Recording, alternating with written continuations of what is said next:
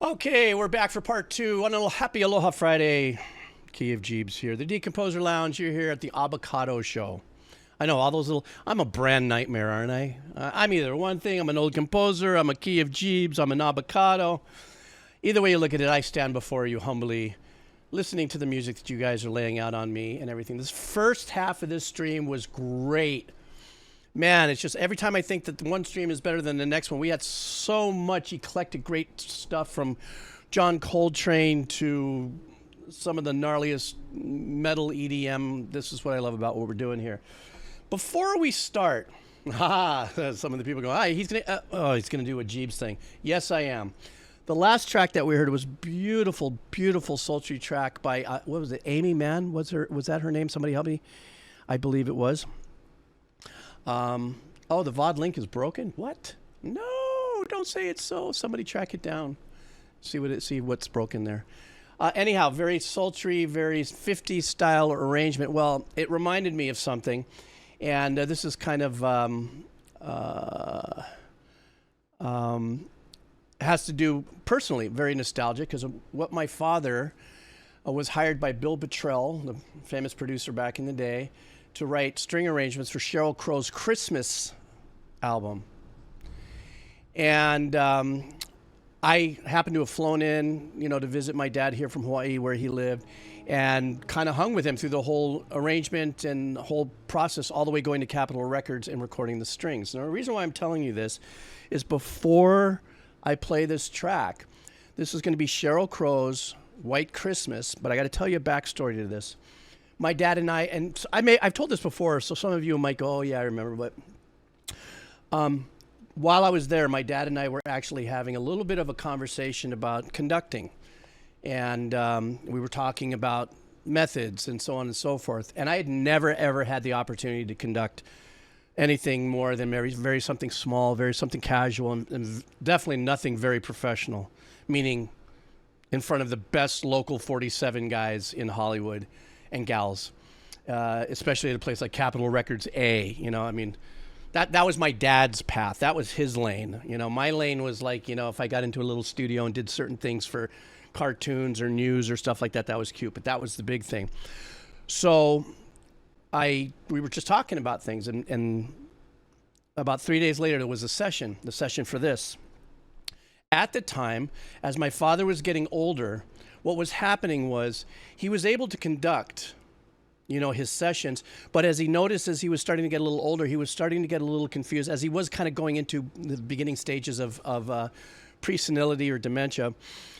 Still able to drive, but he started noticing these things after some surgery things had happened. He started losing some memory. He'd asked me to come along and just hang out with him and sit next to him while he's conducting. So if there maybe were any questions from the floor, might be directed to me, because he would get sometimes a little kind of like if the control room was talking to him and then somebody out there was actually asking questions about, something on bar 27, is that a natural, a flat, sharp, whatever the case is. So I sat just very quietly, very humbly next to my father as he did this session. They break for lunch. If you know anything about Capitol Records, it's one of those old school recording studios where there's actually a lunchroom that's kind of up above Capitol A's studio. Control room, major studio, and there's a door that goes up. Everybody goes up for lunch. I go a different direction. I'm just getting snacks and whatever. And they call this session back in. So I'm sitting down, next to my dad, and my dad comes to me, and he looks at me through the door, and he goes like this. He goes, and I go, yeah, no problem. So the musicians are waiting. Dad comes in. And he looks at me, he's this weird little smile, and he kind of warms up the string arrangers, the string players. And he warms them up, and then there's a run through. We run through the whole White Christmas thing. And running through it, and then he turned to me, and he looked at me, just gave me this look, he goes, and I thought, that this is odd. And he walks, because you can usually talk to the control room, right? All the communication. He walks to the control room, and all of a sudden, over the cans, okay, this to my dying moment, the most heart-dropping moment ever, was when Bill Bottrell said, "Hey, Jeebs, listen, your dad's not feeling really well. Would you mind getting up there and conducting this pass?" And I'm pretty sure that I dropped 3 shades of white. I don't even recall breathing. My heart went into my throat. And an old high school friend of mine by the name of David Lowe, who's a very, very well-known celloist in the 47, was first seat cello. And he looks at me, and Dave goes, and so I said, sure, no problem. In a nanosecond in the back of my mind, then I had to go into a mode where I said, well, wait a second. My dad already warmed them up, and if there was any mistakes on the score, any clams or anything, they were already cleared out. So I get up. Nobody knows it, but I am sweating. And as I step up in front of the podium, my dad doesn't use a baton. He always used a pencil, you know? That was his thing. There was my dad's pencil. So I grabbed the pencil, and as I kind of look up into the control room, which is just a glance away, my dad is sitting in the couch behind. If you've ever seen the control room in Studio A, there's this, I don't know if it's a Nier, no, it's an SSL, and then there's a center rack of outboard gear. Then there's some couches behind, and in the corners where the Pro Tool guys would sit. And my dad's in the back, and I'm looking at my dad just before I get to say start, and he looks at me and he goes like this. And if you're from Argentina or anything like that, you know what this means. It's almost like saying, and then what?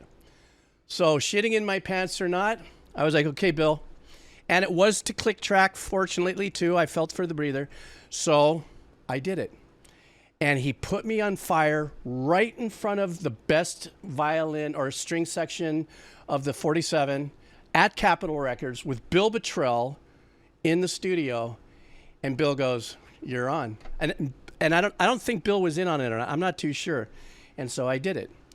And my dad thinks this is the track that they chose. I can't tell. I don't know if anybody could tell which one it is, but I thought I would just kind of drop that kind of nostalgic memory bomb of my father and I and my music story and stuff like that, and the kind of weird musical jousting and camaraderie we had. So this is the song. I don't think this is my version, but and it's not a bold, string section, but this is it. This is Sheryl Crow's White Christmas, all by Hallmark. All right.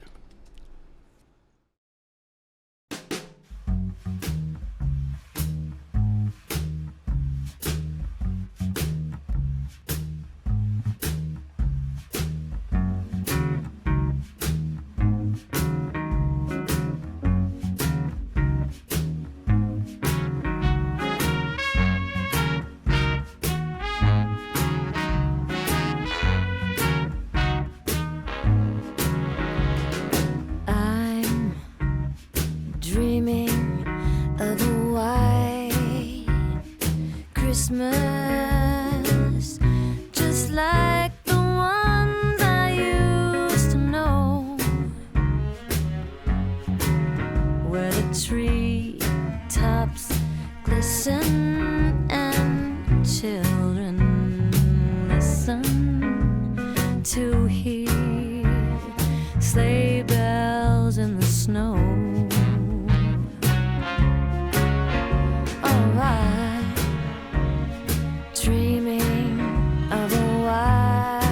I can see the score in front of you right now. Christmas, with every Christmas card I write, may your days be merry and bright, and may all your Christmases be white.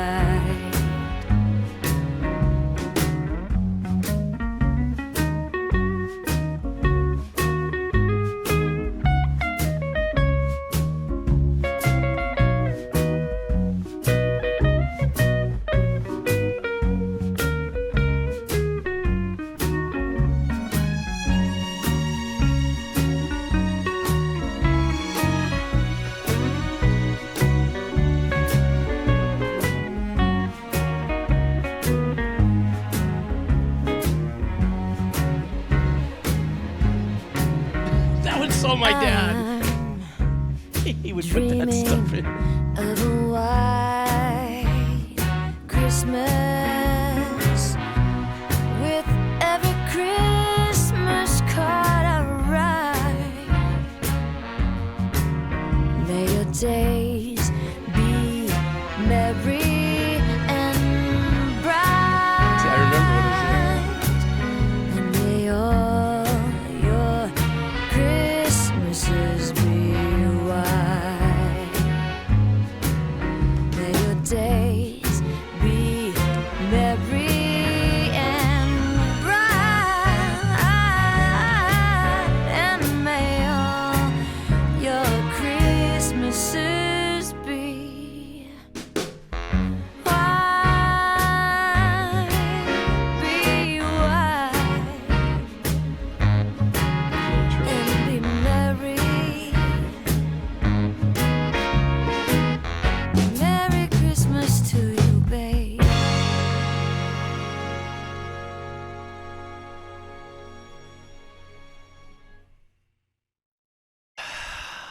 I'm not crying, you are. So that's my story to share with you guys. It was a fun arrangement to do, and I, obviously through that whole experience right now with you, I was in my head, and kind of looking over and my dad and Bill and just to have that one moment in my life, to have like played in the big leagues in that capacity.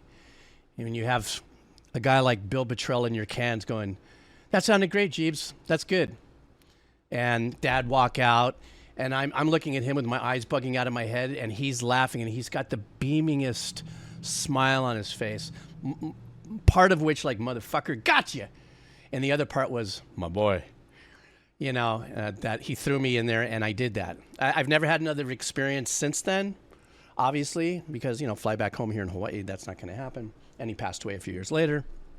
But yeah, that's a super badass memory. So thanks guys for just kind of hanging out through that, a little bit of nostalgia. And I'm not crying, really. I'm not. I'm just sweating. Oh my gosh. Okay, let's get on to some donos here. And let's see what we got here. Thank you all. Very kind comments as well. I appreciate that. All right. Let me get myself rigged back up into it. Excuse me. All right. We're coming in with Senor Rui. How are you, Senor Rui? Senor Rui wants us to do a track from the TV show The Clone Wars. Oh, no, that's a movie, isn't it? Yeah, that's a big movie. This one is called Burying the Dead. So it's orchestral electronic. The final scene of the series, poignant and bittersweet. One of the protagonists stands amidst a field of freshly dug graves, each marked by a soldier's helmet. These were her brothers in arms, soldiers she fought alongside with and considered friends. The scene is filled with scenes of loss and grief. It serves as a powerful reminder of the devastating impact of war. All right, Senor Rui, here we go. That was so bad. Sorry, bro. Oh, it's a TV show. Okay, thank you.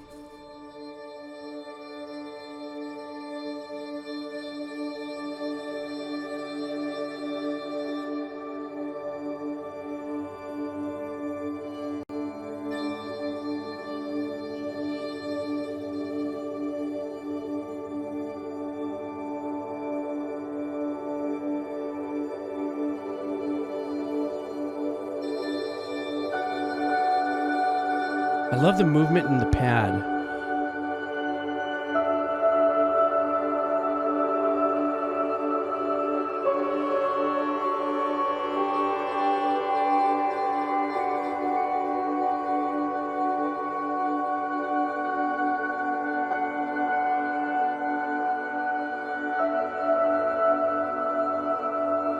It's really pretty.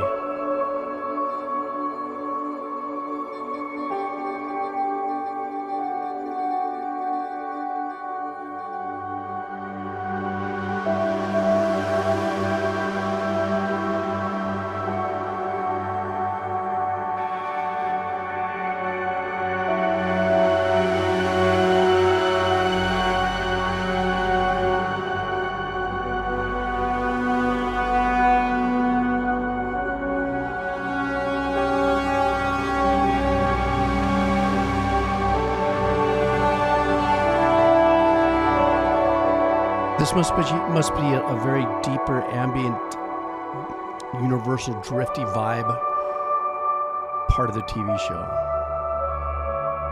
Like long look, establishing scene, big universe, or maybe souls floating through in a way in a very poignant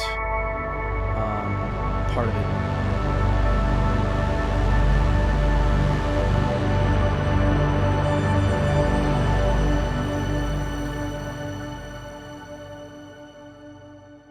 Oh, that was it? I was just getting so into that.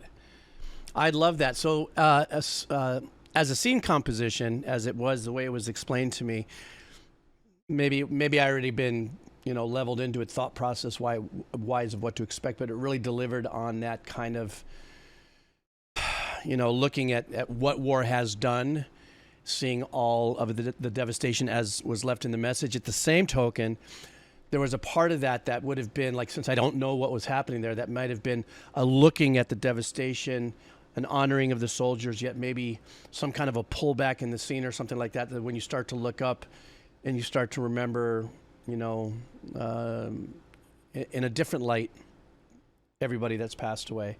It had that vibe there where it wasn't so heavy. Even in the tones that they used, there wasn't really anything rumbling at the bottom that would keep you in a long-term pain moment, if you would.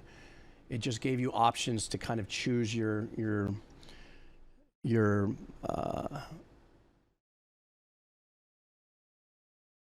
how do I say, heavy path, something like that. Senorita, that was really pretty. That really actually, I was so into that, Yeah, short and bittersweet. That's a good way to put it, driver. Wait a second. I saw something up here that I wanted to say. Jake in Vienna. Wait a second. Jake is, of course, is one of our long-time usual suspects here. So Jake says his wife has finally been inspired to put in a cheesy request. Everybody give her a round of applause. Yes, sirree. Hi, Jaken's wife. How are you? If you say hi, tell Jake you said hi, and he'll say hi back to me on the chat and everything. So I wanted to just do that. I thought that was really cool. Okay, let's continue on here. Next up, I have Loganamalus. How are you, Loganamalus? Are you here, Loganamalus? Let's see what we got here. So, Logan, there he is. How you doing, Loganamalus? This is, I think it might be an artist or a band called Injury Reserve. The name of the song is Top Picks for You. And the message is here. Injury Reserve is a hip-hop group that consists of 2 rappers and a producer. This album, By the Time I Get to Phoenix, is one of the most unique in the hip-hop space. This album came after the tragic death of one of the members. You can hear a lot of grief throughout the album, and this song in particular is about seeing someone who is no longer alive on social media and the idea that their algorithm is still working even after they're gone. Oh, that's kind of a unique frame of mind. Minecraft. Here we go.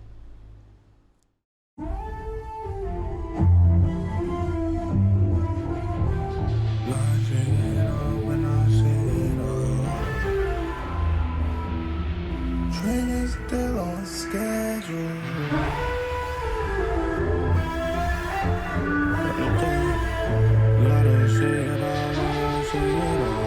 Very unique choice for building up in the background. Very ambient.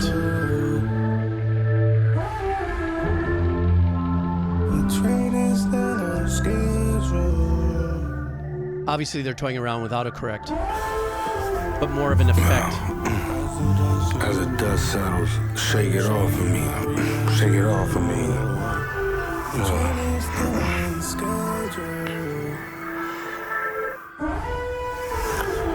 Yeah, your pattern's still in place. Algorithm still in action.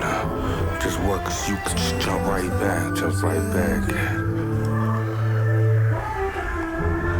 I seen that shit working like nothing ever happened. I go to power on, I see your shit still happening.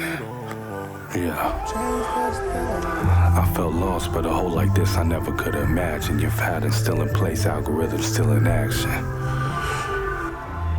As I scroll through, I see a piece of you is still reacting. As I drove through, I still seen pieces on the street of glass, still immortalized from the things that happened. Turned to fragments in a figment I can only imagine. Turned to ashes in the blink of an eye I could hold in a basket, but your patterns are still intact and algorithms still react. I love the way this is being performed. Algorithms still react. And there's a unique thing happening to the bottom of his voice in here. And we will live on. We There's a won't little give percussive up. bottom end to it. It's like post and side chain or something like that. Looking what I want. Log out, I won't log out and log out. Just like you, just like you. He like just like you, he like just like you. Look across the table, I see a lot more than what appears to be a shadow. He walks across the room, I see a lot more than seems to be patterns. I scan the room, I see bits and pieces of you scattered. Great It's those lo-fi same doubling patterns happening that on his gon' voice. get us through the next chapter. Your blood run through this home and your habits through much after. Grab the remote, pops up something you would've watched. I'm like, classic. This is some shit I would've seen you watching and just laughed at. Your patterns are still in place and your algorithm is still in action. Yeah. Just working so you can just jump right The back melody in. that we're hearing, But you ain't jumping back. Yeah, just run it back. it sounds like a slow triggered sample that might be fuller, but they pull off the key before it gets into another phrase. It's such a great sound, so unique.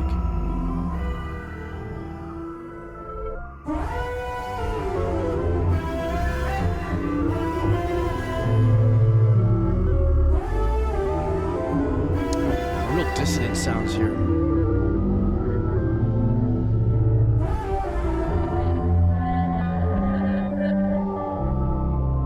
This is probably part of that purgatory pain vibe of what the track is written for. Like a very uneasy, painful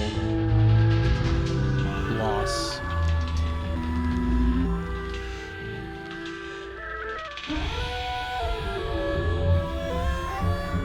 And perhaps some of this very unique kind of abstract sounds happening right now maybe represents the algorithm spitting things out.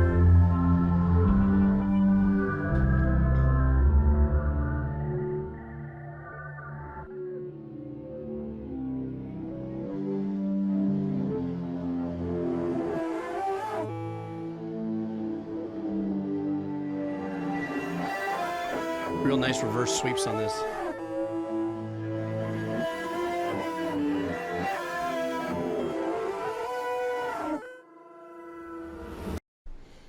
That was that. That was really, you know, what the message was really was well represented in how I understood the track and what I was listening for, and I thought it was. I don't. The subgenres or the different types of performance in rap. Obviously, I'm not an aficionado. I definitely can't tell the difference between Compton and Dirty South or all the different ways. I know that there's some things that have to do with cadence, or maybe some things that have to do with percussion or actually the writing of the hip hop tracks. This kind of reminded me a little bit more of, because I've been to only one hip hop concert, truthfully, but I've been to a lot of slam poetry type shows, and this to me seemed a little bit, even though a lot of slam poetry is in rhythm and in time and with a particular cadence, maybe there is no differentiating of it, but to me I felt like this was more of a declaration or a standing and honoring a friend in kind of more of the slam poetry flowing.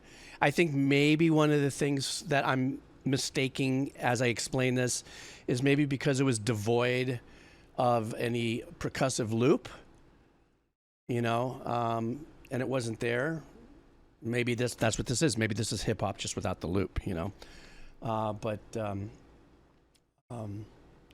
and then the last 30 seconds, all that odd, noisy work, if you would, that was going in there. I think probably had to do a little bit with kind of tipping an ode to the algorithm and the flippedness of it. So nice track, I tell you. Okay. Hey, so how am I going to say this? Solver Untold? Thanks for the follow, man. Okay, hang on for a second. Who am I coming up with next? The Driver is up next. And The Driver. See what we got here. He's bringing us some jazz, so he says. A Night in Tunisia by Jesus Molina. I like this. This sounds like it's going to be wonderful. Oh, you're Jakin's wife. Haha, Jakin's wife just parachuted in. Hello, how are you? Excuse me. So the request, first found this track through a YouTube reel of a drummer doing a cover of it like a week or two ago. After hearing that bass, I had to find the real song. I was hooked by the bassist, stayed for the insanely talented pianist and drummer. Roller coaster of a track in the usual time signature of 11/8. Yeah, that's pretty normal. Not. Oh, I recognize this. Guys are doing all kinds of stuff to this.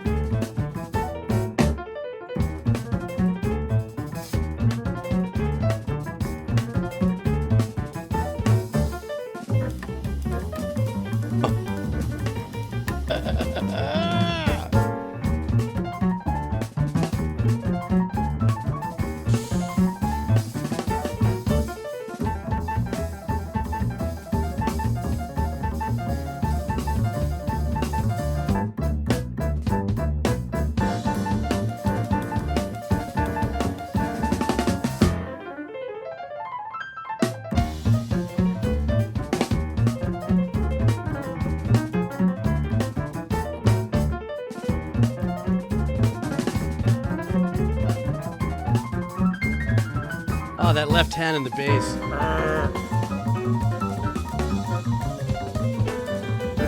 How old are these guys? 17?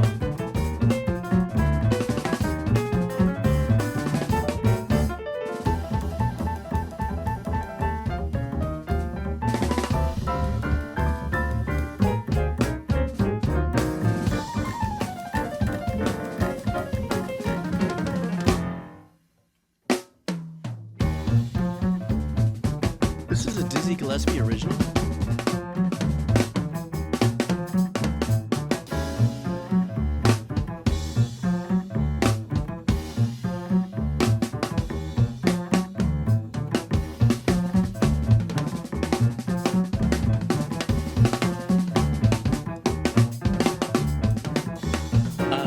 She's killing.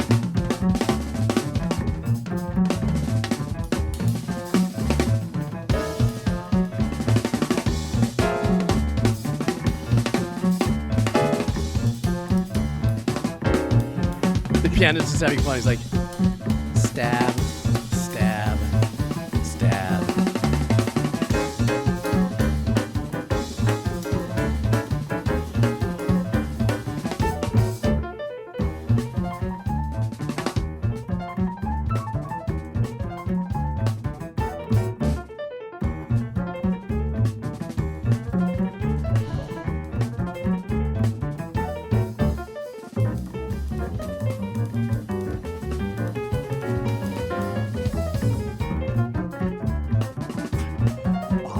Bass to carry it.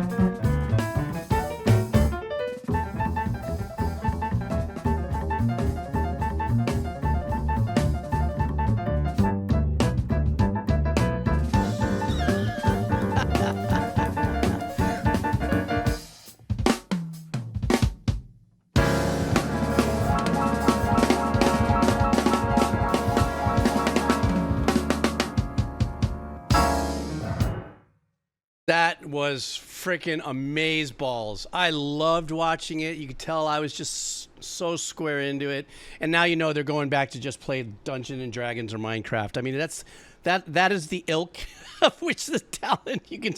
They were having such a great time playing that they probably went, okay, that was fun. Let's go back, or whatever it is. They just had that kind of joy, if you know what I'm talking about, that escapism in playing that track and stuff. The piano player was just so relaxed and just letting the music pull, and then that left hand, the left hand and the bass work in unison was so square, so spot on. But I will say one thing, just one thing. I would have loved if that bass player would have had maybe about another, maybe 8 to 12 measures. I don't know. That's just me. It's just it like came to a boil, and it's almost like if you're cooking spaghetti in water and it comes to a boil, and then you kind of shut it down so it doesn't spill over the sides. I wanted this to kind of keep going and spill over the sides a little bit. Because I wanted to hear a little more of that. But what this has made me do now is I am going to keep this track. I'm going to look up this project from Jesus Molina, and I'm going to give it a deep dive because I'm sure somewhere around there that bass player is going to shine as well. That was absolutely sick. Loved every bit of it. Thanks, man. That's bringing it into the house, making us, And even though it had that really great rhythmical, whatever we want to call it, magic, it was still... I mean, I think you can see me bouncing. I was keeping the tempo with my bounce. Yeah.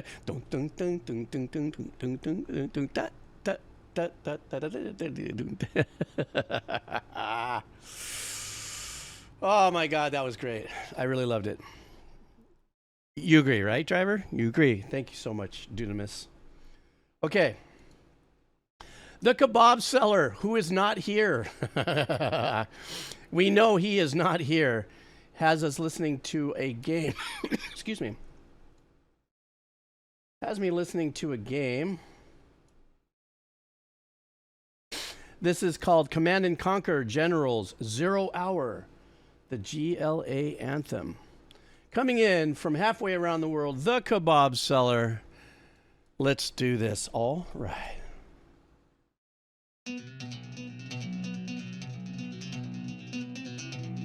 Doth I hear tapping?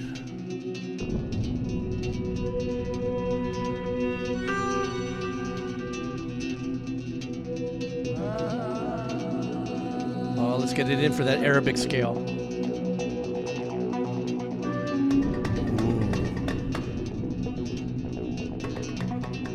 Oh, I love that swinging bottom arpeggiation.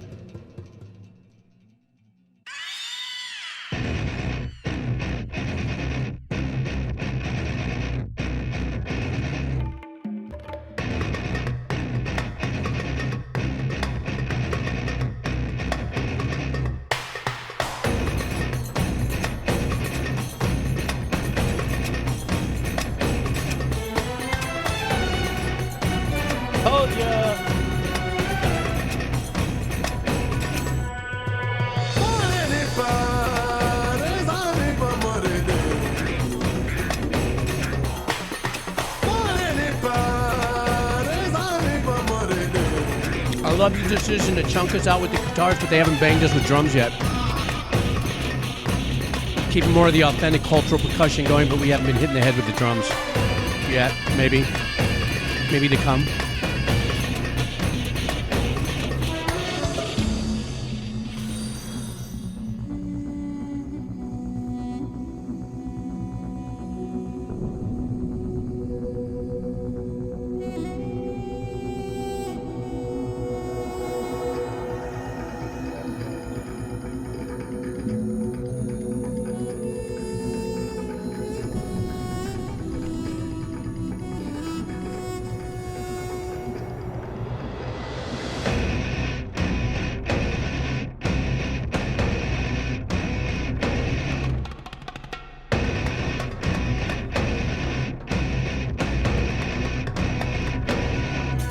Will we get a kit?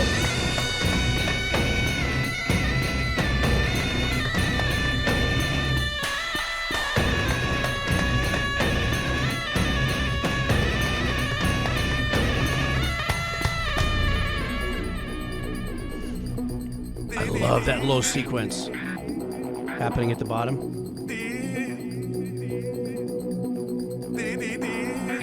Kind of sounds like it could have been generated by Atmosphere, or Omnisphere, I mean.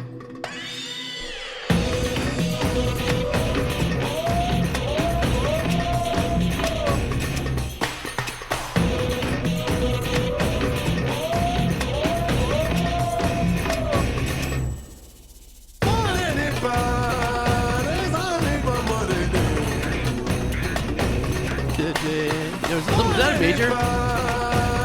See if he lands on a major third. Okay. Was that? No, no. Maybe.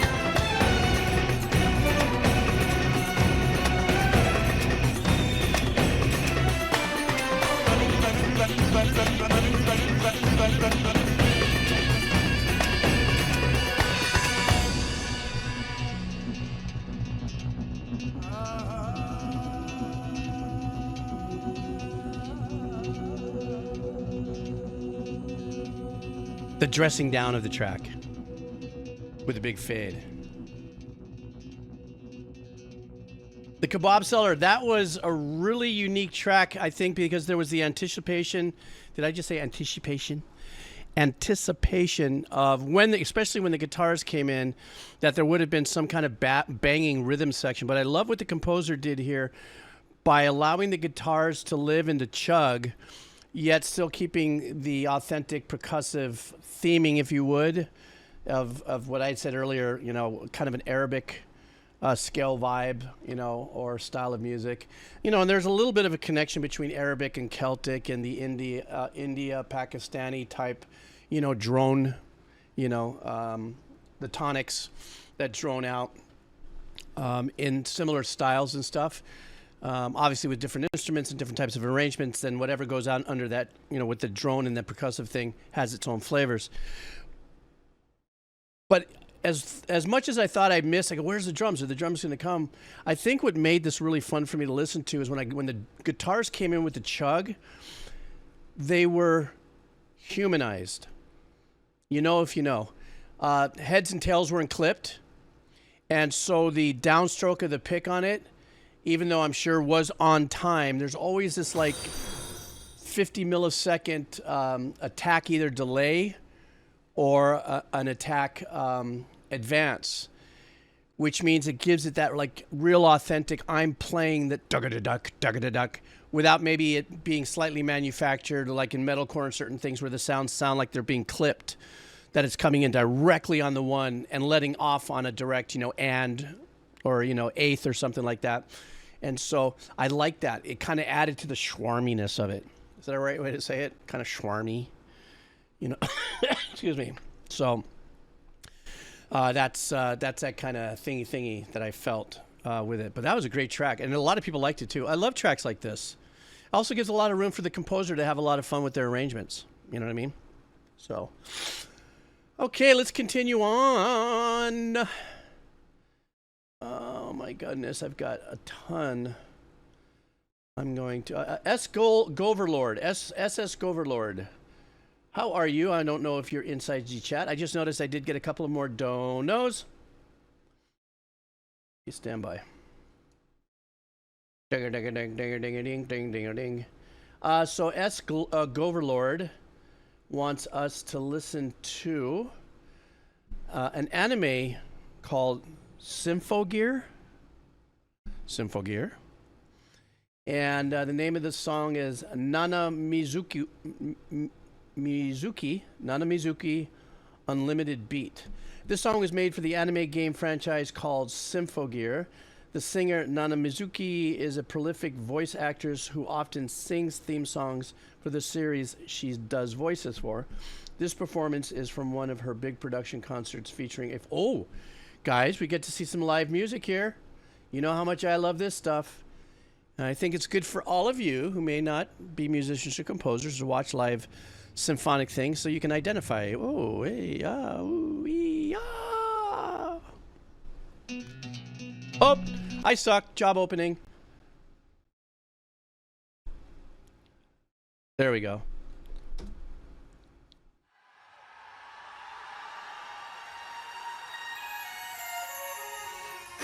Bingo. 空は歌をこぼしたさあ握れ夢を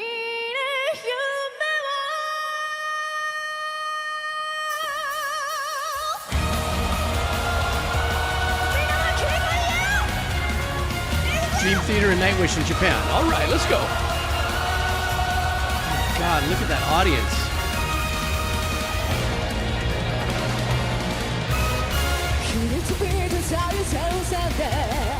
走り続ける理由の答えは神様じゃなく自分にしかない叫ぶ声が So huge. 背中を押す声が泣けるくらい勇気になる力 Japanese symphonic power metal.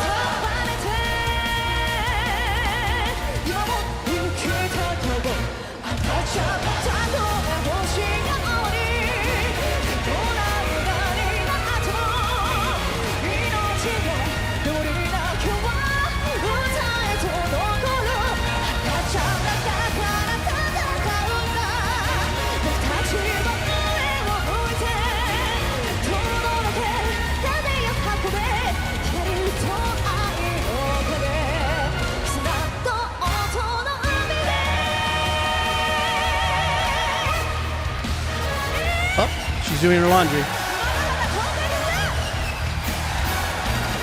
What an amazing show.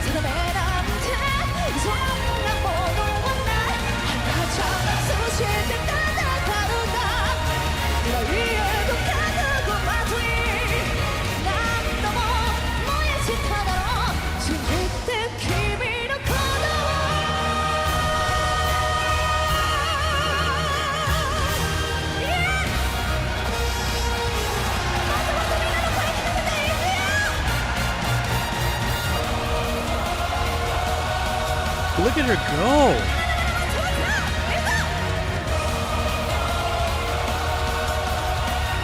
Wow.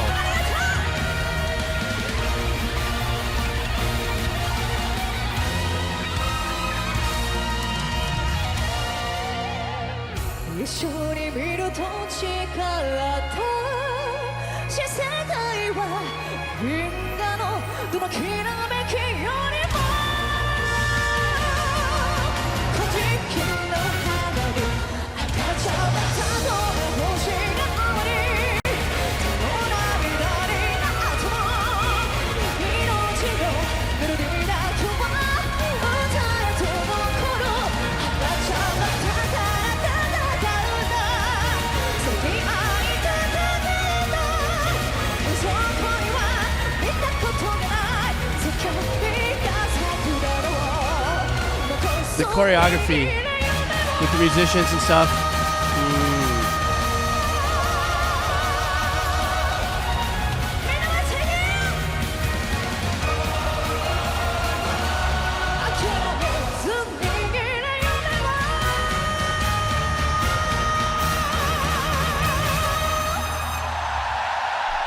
That was as ball slamming as it could possibly have gotten of a performance. That was ginormous, huge, like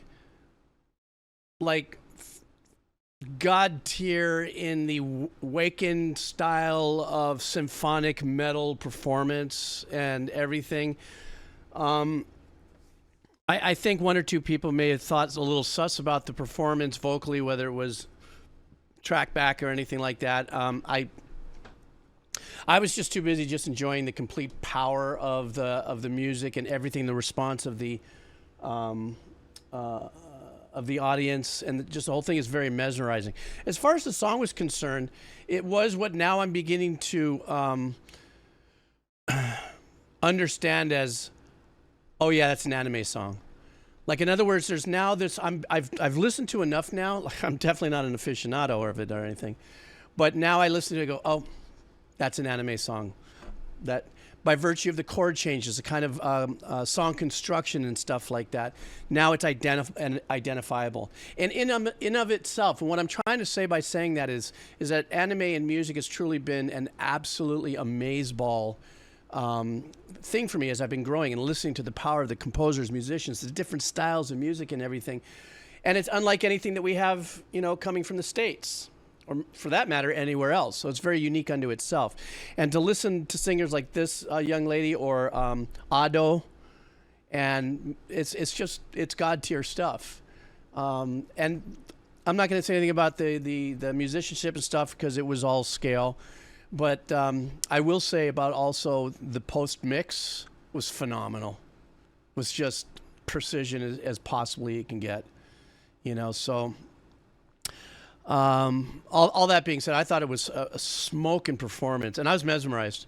I think one of the things though is that when I do watch that, and I for instance see, I love the attention to detail to things like choreography, like how the band members came around and, the half moon, she's in the middle, and they're playing, and they're crushing it. I think that's something that I don't know. To tell you the truth, I haven't watched, and don't come for me in the comments for this, but this is the only superstar that I think that has the capacity to put shows on this big would be like Taylor Swift. And I've never been to her shows. I don't know anything like that. But as far as size of audience and having the best of the musicians, the best of the light shows, the best of everything at her disposal, I still think that this is that level of, and even pushes a little more into another realm. If anything I just said made sense. You know what I'm saying? No, I was going to say Dolly Parton. But I just kind of felt like that's, that's that particular level. And like I said, it definitely would have had space in that Wacken festival that's done in Europe, in Norway, I think it is. Like that was that. So that was some ball smashing stuff. Excuse me. Rotten Soundgarden. Are you still in the house? There you are. We're going to be doing something here. It's called Drudkh, Ukrainian black metal band incorporating folk music and instruments. This is from an album where they reimagined their earlier songs. You see, now I'm holding off because you're in the stream, right? You're in the stream. Are you in the stream? Yes, you're in the stream, so I can do it. Are you in the stream? I can do it. This is from a band called Drudkh, and the name of the track is Tears of God. All right. Oh, the old iTunes thumbnail.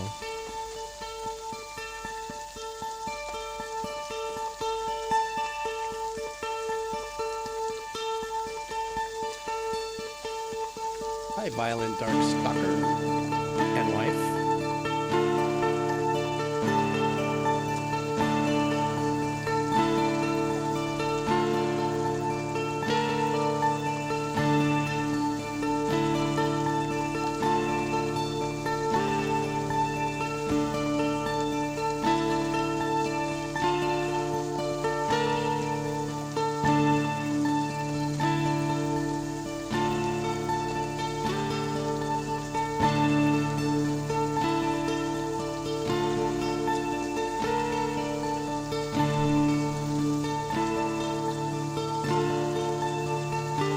I love the slow tempest churning of this pattern, just keeping us. A nice build right here that just came in after about 32 measures.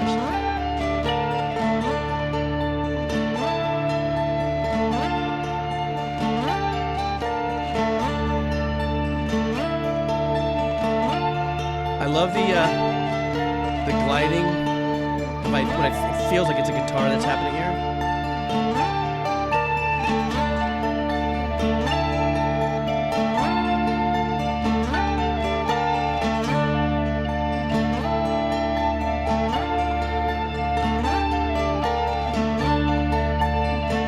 This sounds like something that Metallica would do as a lead into a track.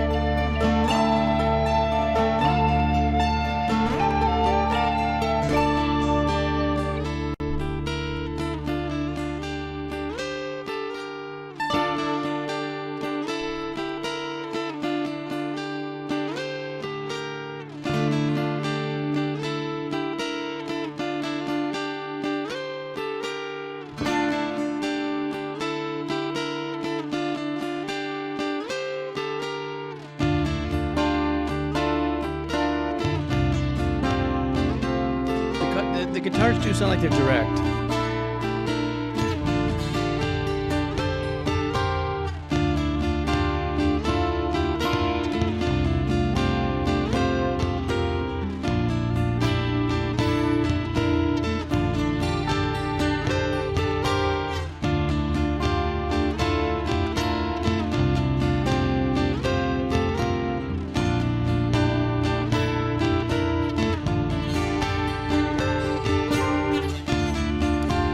That's my Victrola look when there's a tuning thing where I go.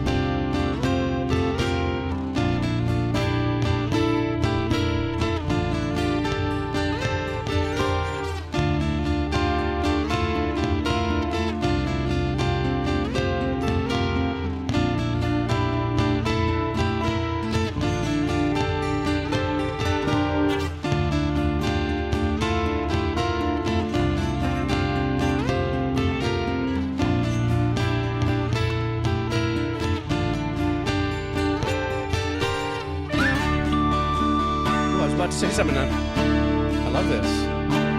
There's a little bit of a Zeppelin vibe in this, isn't there?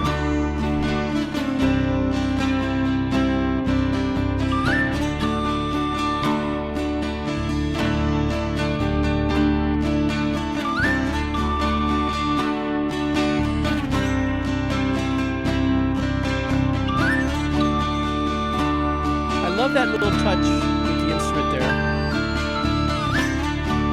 Kind of a mystic forest. Like if there's little elves and things that are dancing around, or little mystic dudes and dudettes. No, it's not a piccolo. Maybe it's a recorder.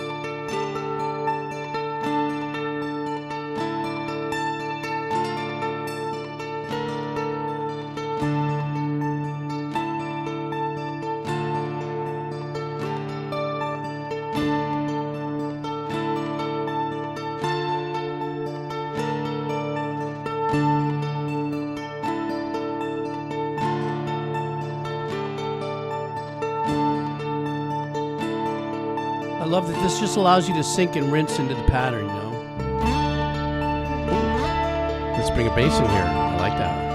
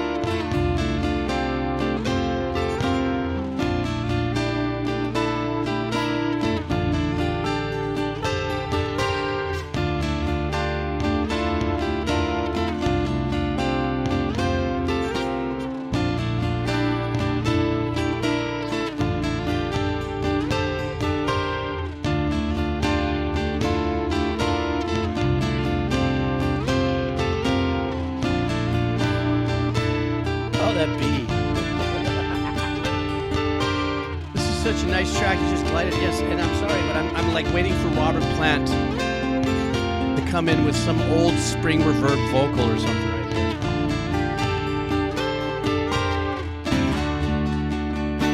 I love this turn right here. Like giving you the hand of lifting of an angel.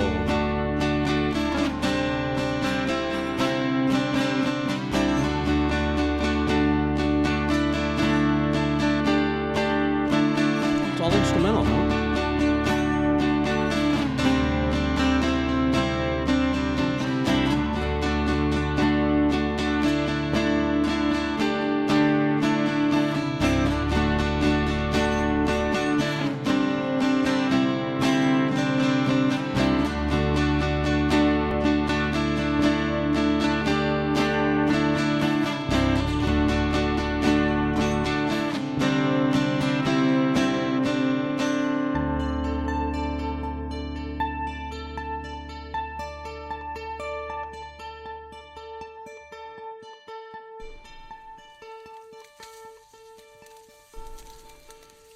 Okay, so what this song does for me, what this piece of work does for me, is it reminds me, considering I spent my life doing what I did as a composer,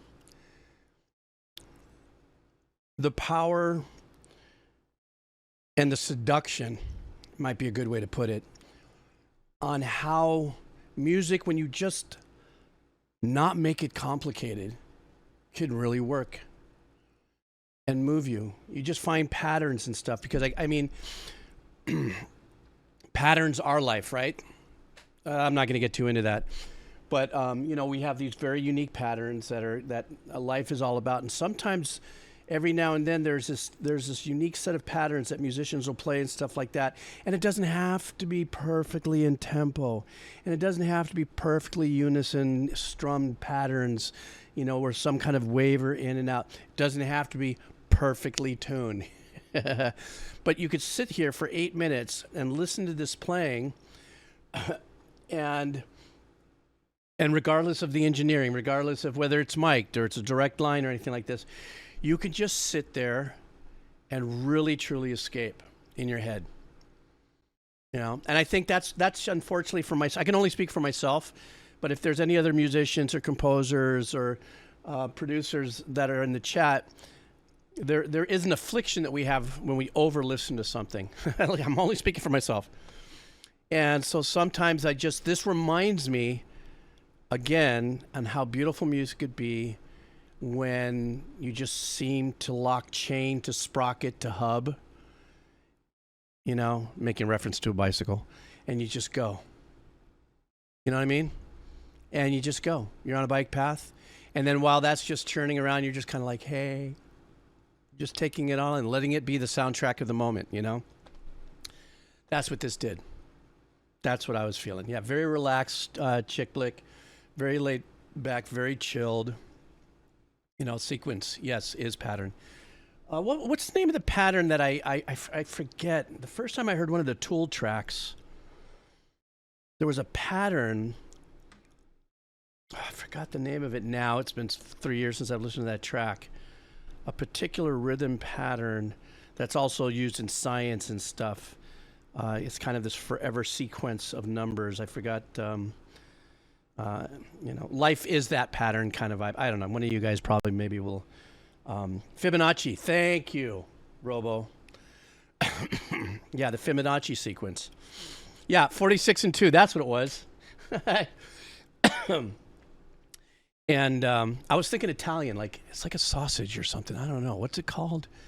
You know, carbonara. No, that wasn't it. But yeah, that life is pattern. When we find those patterns, we can just let them tumble one into another. You know, and myself as a composer, I am guilty of complicating those patterns. You know what I mean? So this song reminds me of like the gel of a pattern and how it makes you feel. Boy, did I get deep there. Stand by for a second. I'm dying. I'm so sorry. A set code cat and candy drug lord Thank you for parachuting in with those donos. I will get to it in a little bit, but I want to kind of cherry pick a few of these that have been here for a moment. So if you're still here, hang in there. I will get to it. But I got to do rando here. There's a lot of donos in the same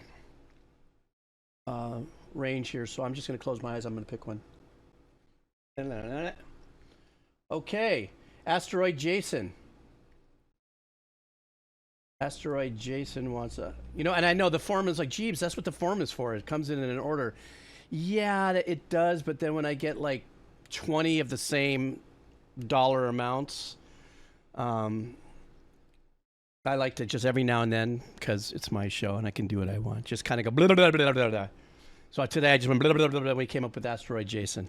And Asteroid Jason is in the house. Makes it even more fun. So we're going to do a track from, it's a John Williams track from Home Alone 2. Oh, he's going for it, aren't we? All right, here we go.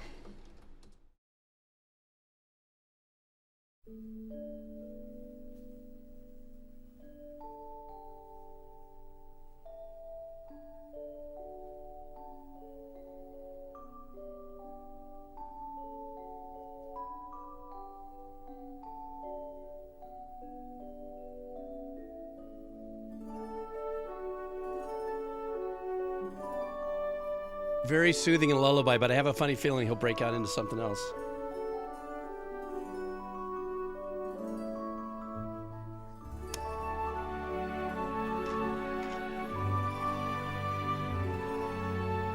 So John Williams.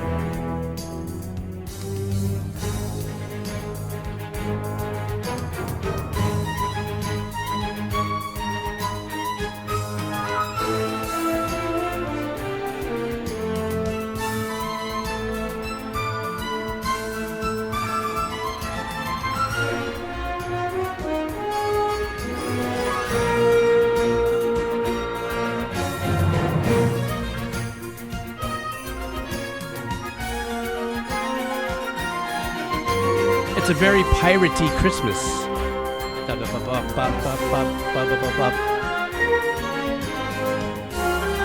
I'm waiting for Darth Santa to walk through.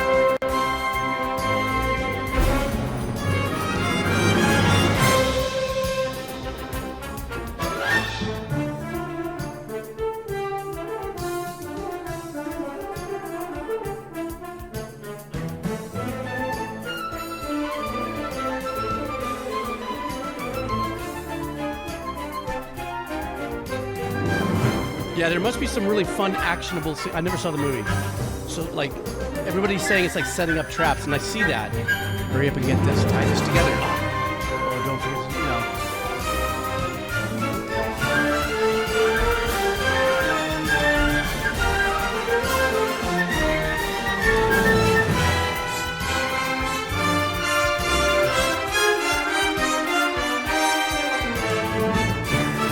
kind of a Jack Sparrow kind of vibe.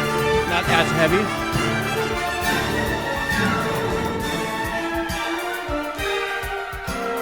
Something's falling.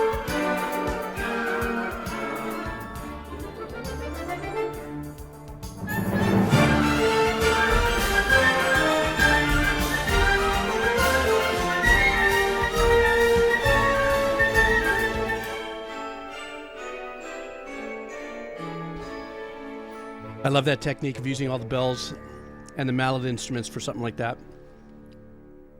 Oh shit, that's the end. Oh, I was so into the track. What a wonderful track. Now, obviously, we're listening to an M, to a Q. M1M, if you know. So in my mind, as I was watching you guys chat about what possibly could have been going back there, because when I listen to pieces like this, I'm trying to let it establish a scene for me. Okay, what's going on here? Okay, so the opening of the track was very mellow, kind of seducing you into kind of a lullaby of something, maybe waiting for something. It's a beautiful day out there. And then all of a sudden he gets this idea. And when John brings in the drums, which I thought was unique, when great composers do things with the drums and stuff like that, and where it's placed in the mix and stuff, it can be so different between different composers. If Danny Elfman would have handled this score, I'm not comparing, I'm just saying, we would have had a different kind of a mix where the drums were sitting through this and so on and so forth. The dynamic elements of everything that was happening is very talk back and forth, instruments that are going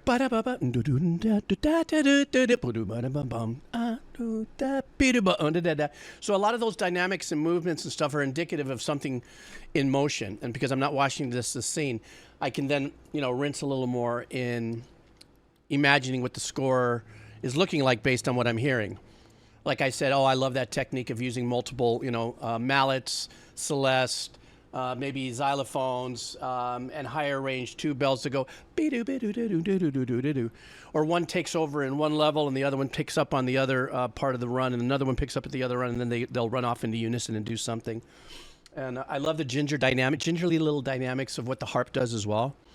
But that's a John Williams thing. It's just as John Williams did and has set the tone in perpetuity for what cinema music is.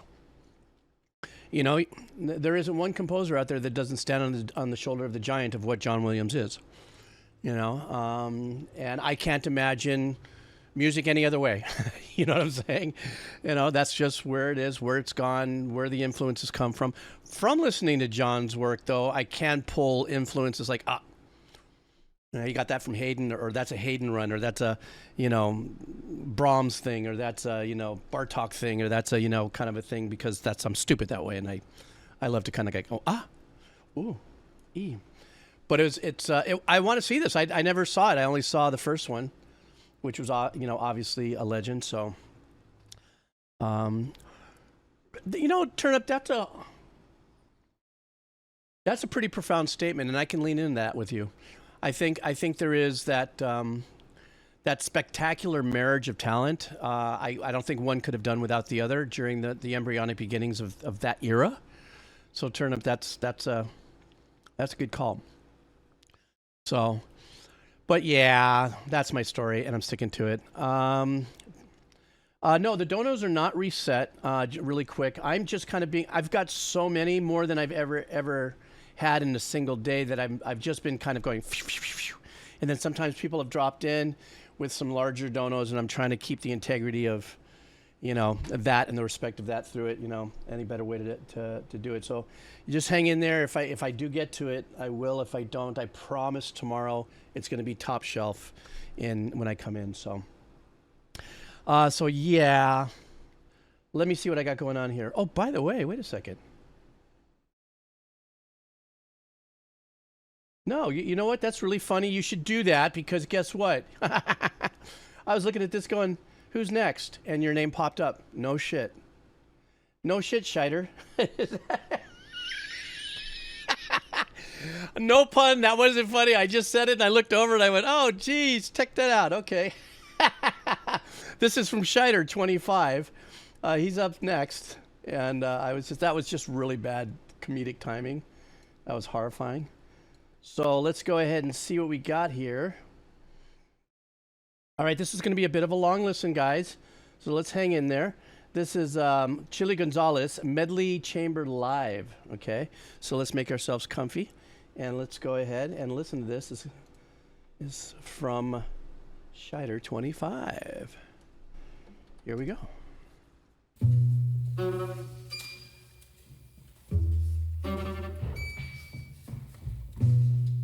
love that we're getting these abstract tracks. This is Chili Gonzales. I'm here with the Kaiser Quartet, and we are going to perform some songs from the album Chambers here for Deezer. We're thrilled to be here. We hope you enjoy it.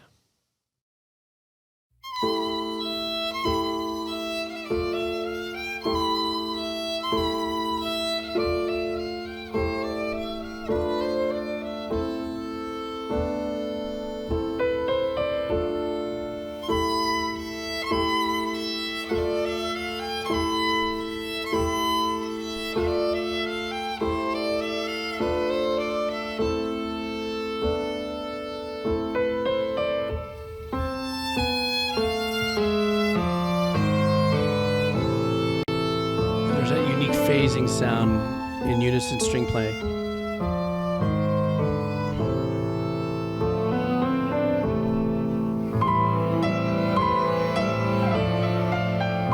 I love the fact that the pianist is wearing like a Hefner smoking jacket.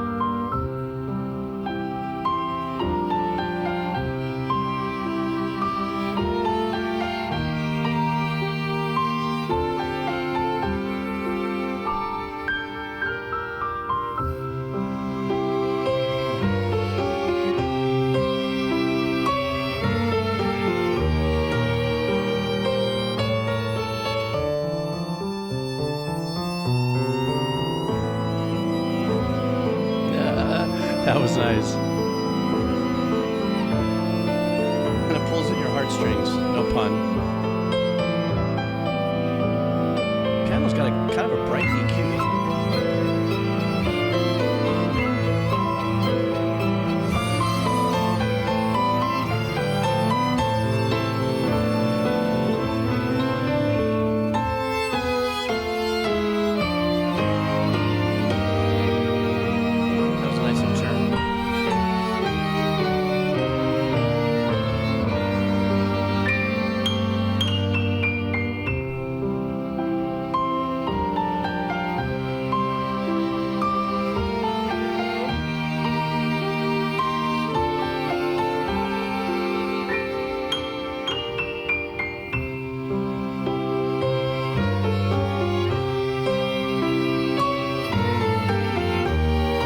Love this string one, string two, violin, Debussy kind of vibe right there. It was a really nice arrangement.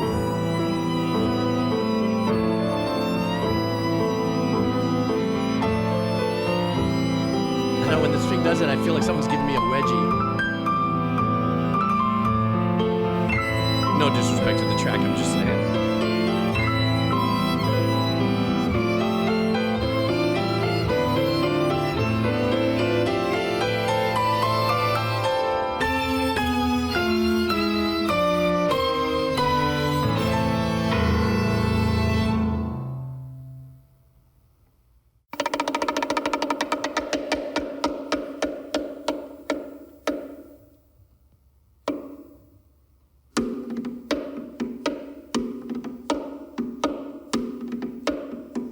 Kaiser Quartet now.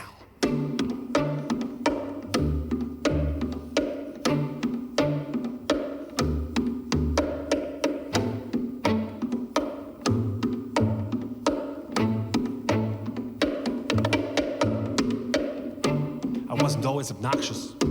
I used to be self-conscious. Then came the plot twist, grew a big mouth. Now I can't stop it. I got no off switch. That's a Jew's invention. Talk to diffuse the tension. Rubber gonorrhea, blah, blah, blah. Now that's onomatopoeia. It's like hearing my dad rap, abstract, like porn with the laugh track. Call me claptrap, I compose presidential suites, piano keys are half black. And I put it on paper, diary of a madman, Don Draper. Got the mind of a record breaker, in the grind of a pepper shaker. Cringe now, you expect me later. I'm annoying but essential, slow elevator. Still less annoying than John Mayer. Old like the LP, long player. I could play a whole set with one hand solo, call me Boba Fett. The other hand rolling up a jazz cigarette. And no, I haven't said the N-word yet. It's me versus me, music is cheap, man, and that's my currency. Living in strange lands, I'm hoping that the beans will change hands. Another lawsuit, the phone's ringing. I'm like a gay jazz musician, I come out swinging. Can't stand the sound of my own singing. So Vanilla I'm Ice, that's what he sounds my brain's like. fucked cause my dick is I was going, thinking. who does he My sound brain's like? fucked cause my dick is thinking. Oh, did I just Keep release the clapping, Kraken with that keep one? sweating. You guys are gonna come Big at me in fat the show comments like for that, aren't you? wedding. Always gone, never gone, hyperactive, can't relaxes. Think about death and taxes. They call me chilly cause I got speed D synapses.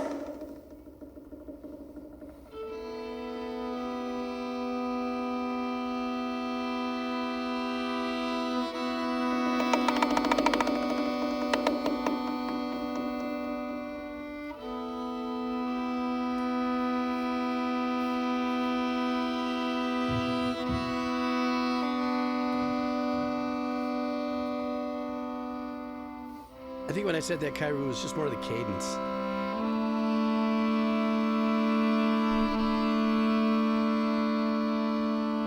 Try rapping along in your mind. No.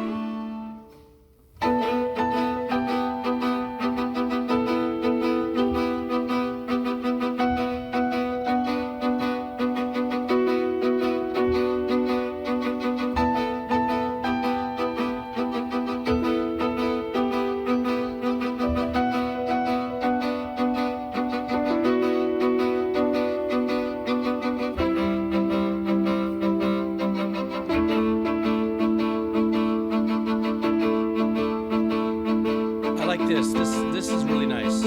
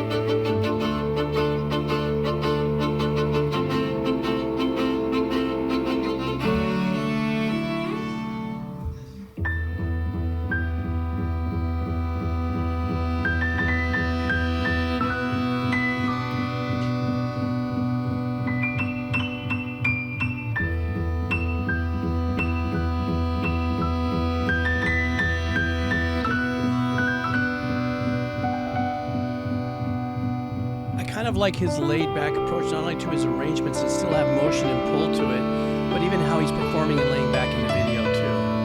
There's a little bit of meaning with that.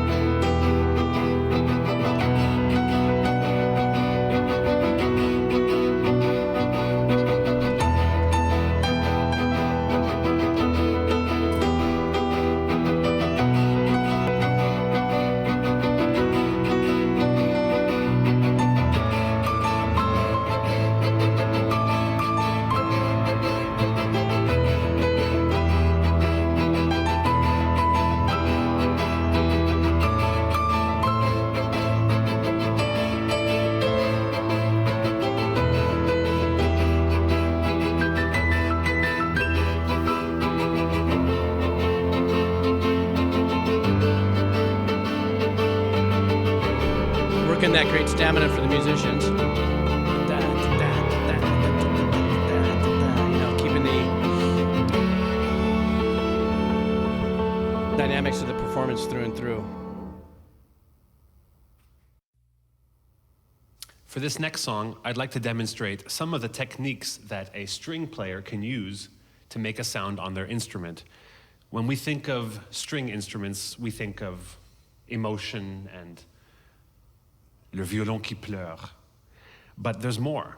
For example, I'm going to ask Martin here on cello to demonstrate the plucking of the string with his fingers, also known as pizzicato.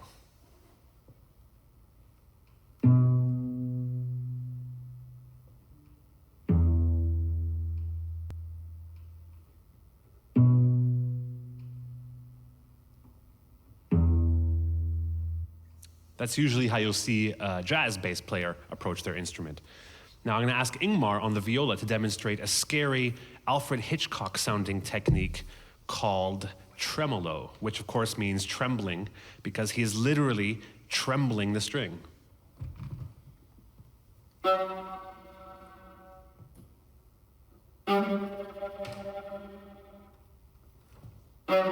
I like this. Since when do we ever listen to music or a piece or any piece of artwork and we actually get the Very scary, dynamics Ingmar. explained to I'm us like really this? This is scared. kind of cool. You can see it. Now I'm going to ask Jansen to demonstrate the flageolet. This is a very special technique involving using the finger more lightly than usual. And what it does is it creates a spectral note flageolet. high up in the atmosphere. And this is a very spacey effect. I like to call this the Kevin Spacey. Let's listen to the flageolet.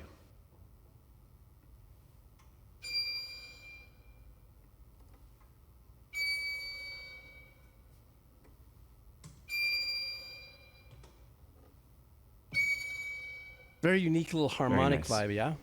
Our last technique is a little bit comic, but honestly, this is one that I think if I was a violin player, I would just do this one all day long. You know, I would just bounce the bow on the string. It's a ricochet, and I want Adam to demonstrate it.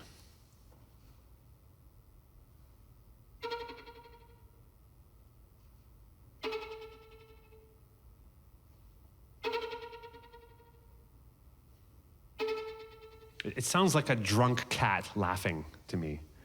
All right, let's try to put this together. I'm going to play a piece called Not a Musical Genius, in which I admit that, in fact, despite having said it so many times on stage, I am not a musical genius, and I'm going to tell you why, and we're going to try to use these 4 techniques, the pizzicato, tremolo, flageolet, and ricochet, and see if we can make a kind of rap beat out of these gestures, because when I hear the strings, I see an opportunity, the same way that a rap producer listens to a record and looks for breaks. I'm always looking for that musical gesture.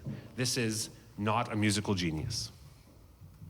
I love his authenticity, I really do.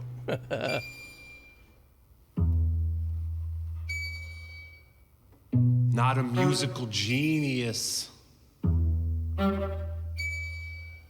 Not a musical genius.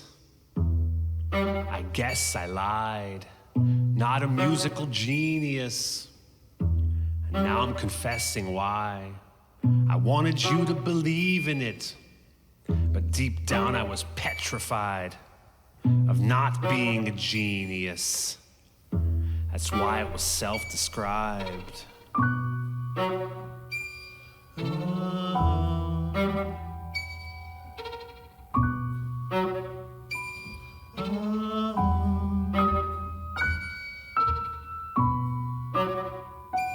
True that, Fentel.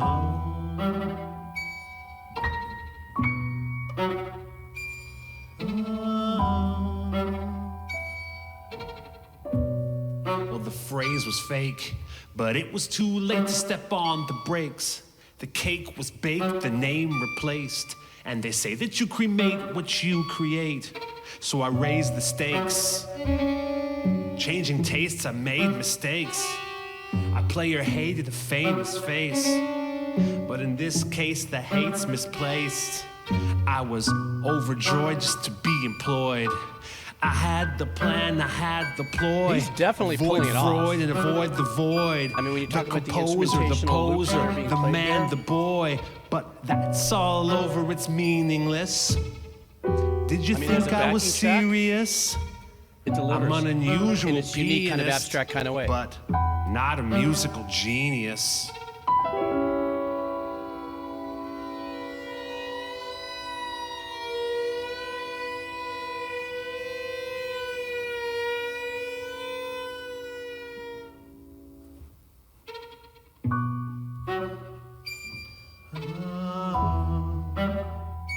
Even that part.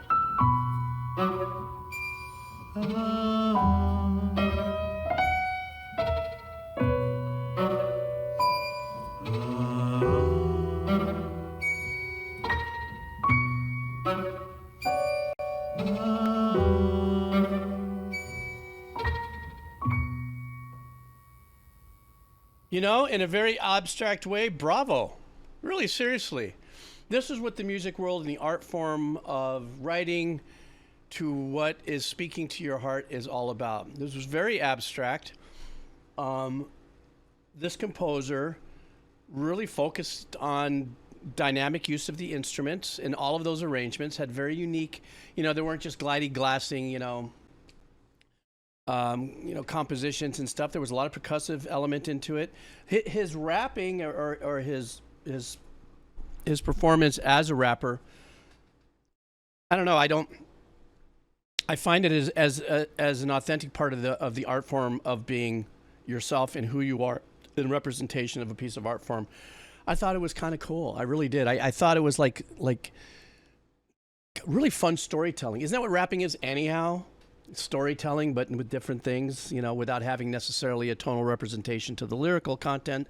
It's more about a cadence and a rhythmical way you do it. I thought it was really unique. I thought it was somebody, I don't know who he is, what his discography is, or his legacy to be, what he's done in his life as a musician or composer. But, you're going to get up and write stuff like that and play it and perform it and enjoy it and live it and love it. That's just what it is. And so this was a very unique track. I enjoyed it. I enjoyed listening to it. I enjoyed making some weird faces to it, like I couldn't understand. But isn't that what artwork is sometimes? You can look at a picture in a museum and go, I don't understand. Then you step back 2 feet and go, oh, I get it. You know what I mean?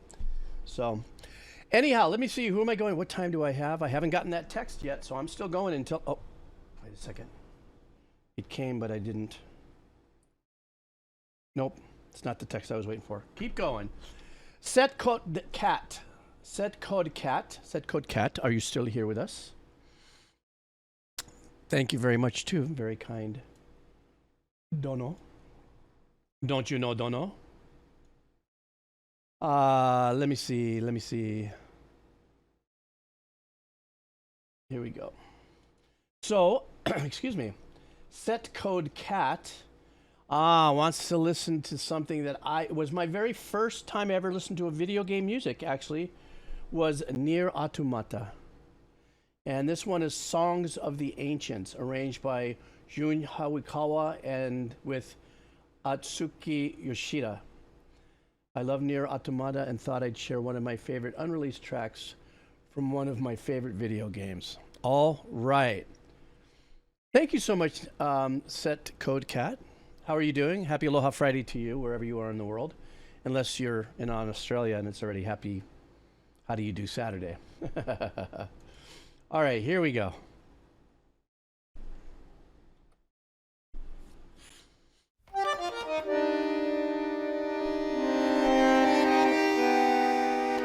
All of a sudden, I feel like I'm monitoring Chianti and eating a bowl of spaghetti in front of me.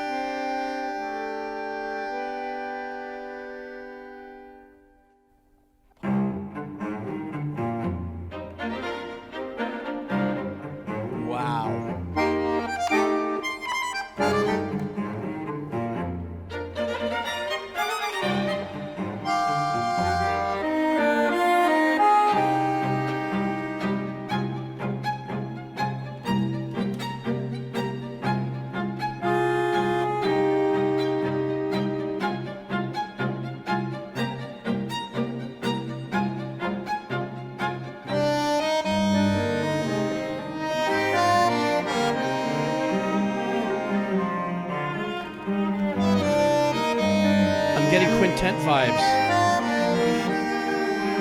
with the accordion being 1 of 5.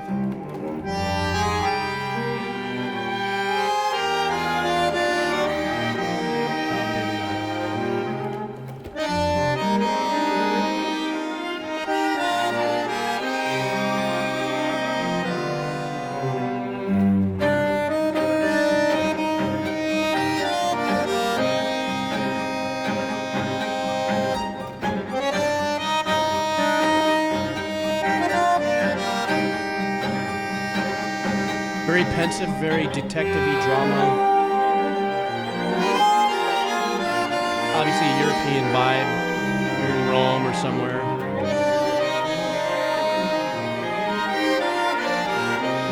I love what the viola's doing.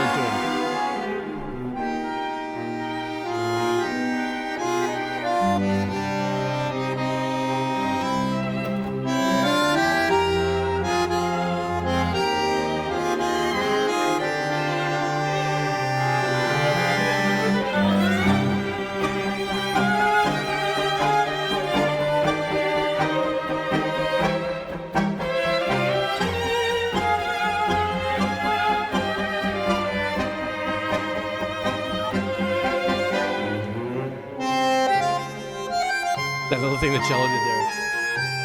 I love that. That was great.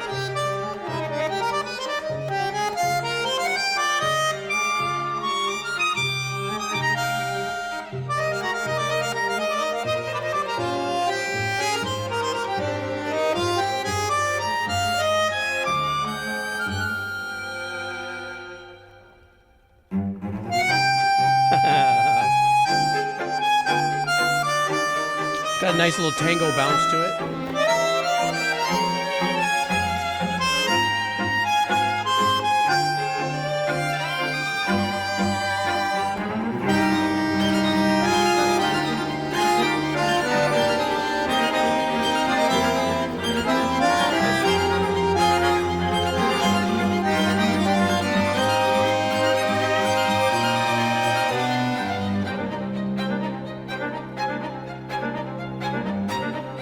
That little squeaky marcato bounce.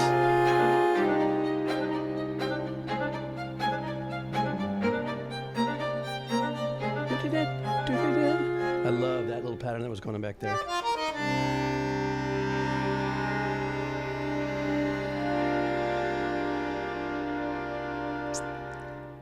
What a beautiful arrangement. My hat's off to that accordion player. Just beautiful. The melodies that he started off with, or she, I don't know, at the very beginning for, let's say, the first, 20 some odd bars, measures. Then when the strings, it just sounded fantastic. My brain went into just that other mode that I've told you that goes into sometimes where there's nothing I can say as somebody who's listening to a piece of music for the first time when it gets to be that wonderfully intricate that it becomes a journey that removes me from listening in the capacity of like, hey, I'm going to check out a new song. And all of a sudden I'm listening to all the little dynamics that are being cued into the arrangements. And just getting in, I'm trying to get into the head of what the composer is doing by, bringing in the rhythmical patterns that a lot of these things were. There was a lot of the dancing around that had that tango vibe, kind of a tango vibe, Oh yeah, George Bizet. God, now that you say that, yeah. At first I thought it was a quintet. I did notice, I don't know if it was only, maybe it could have been two violins, viola, cello. Didn't hear anything bass-wise in there, and of course the accordion. It sounded like it got a little richer in some of it, but once again, I think this is the second time on this stream that we hear something really small and intimate. Ironically, we're also just following up that last track that was very small and intimate as well. But the musicianship on this was also just God tier. God dang. Oh.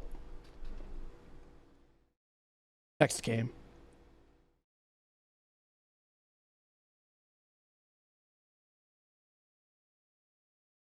Stand by, guys, sorry.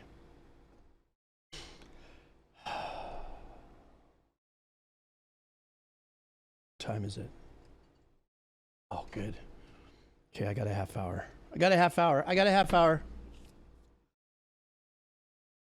So what I'm going to do is I'm going to do a couple more donos. I'm going to hit you with a couple more cheesies. And then I got to bail. If I haven't gotten to you, you know the drill. I am going to come back tomorrow for a short window.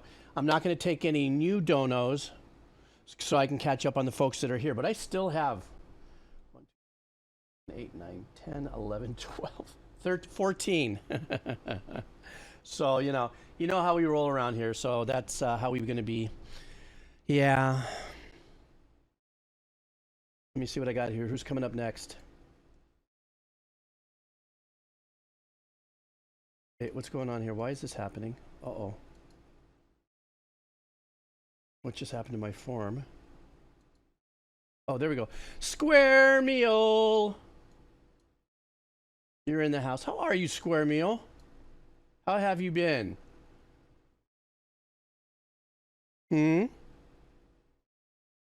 So we got, there you are. How you doing, Square Meal? How was that?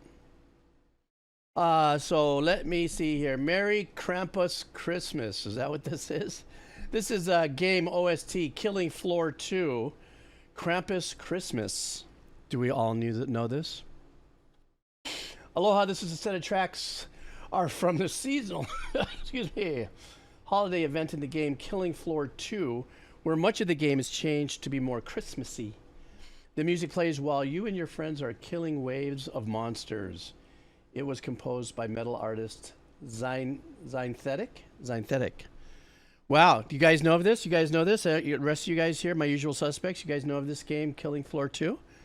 Well, I'm about to make myself aware of their music.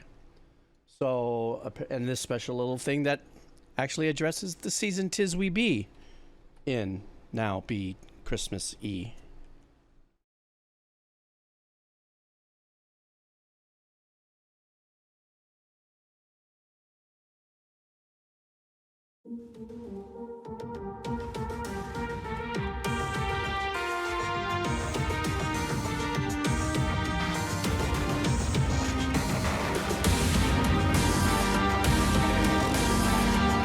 Very interesting.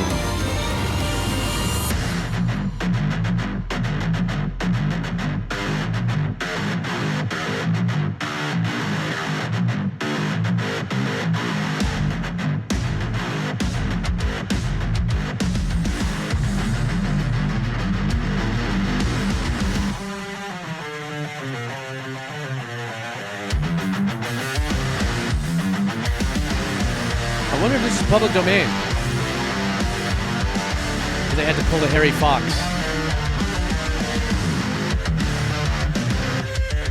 Ooh, I like that. Little dive bombs into the zeros.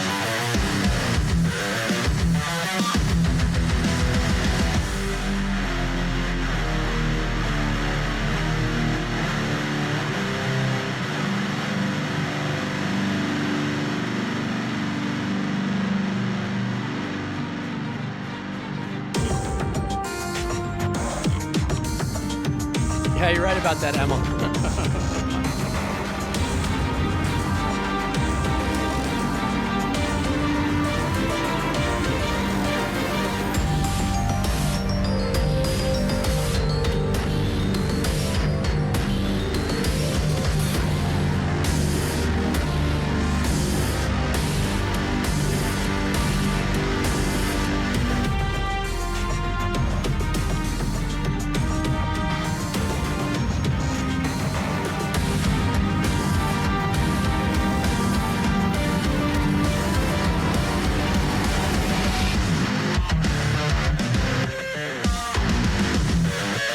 It also sounds like something that Mick Gordon would have done as well, right? I mean, it's in the same heady space of arrangements.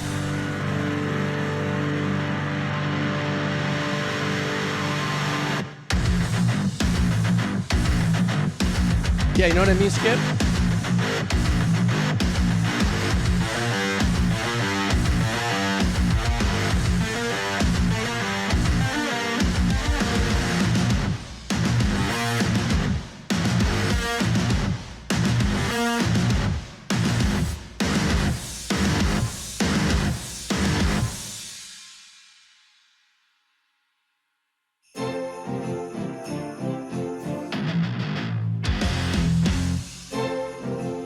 So it's like it's a metal medley of Christmassy stuff. Gay apparel, fa la la la la la la la. Everybody sing, fa la la la la la la.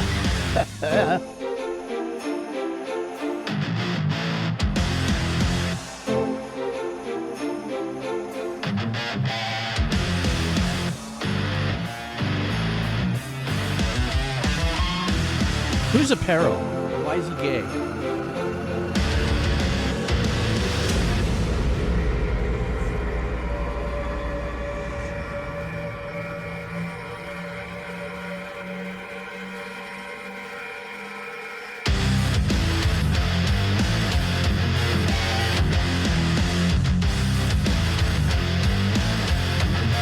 I love that.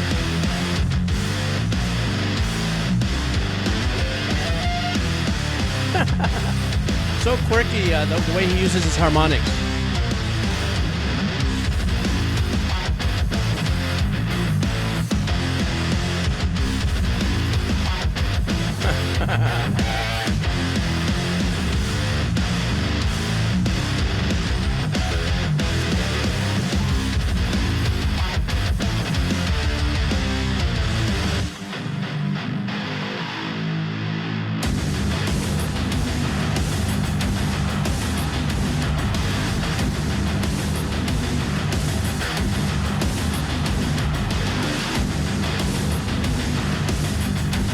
Hey, Customary, how's it?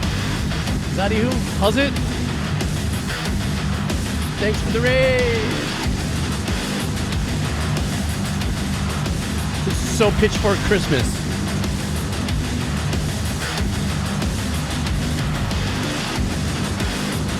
Zaddy, what's up?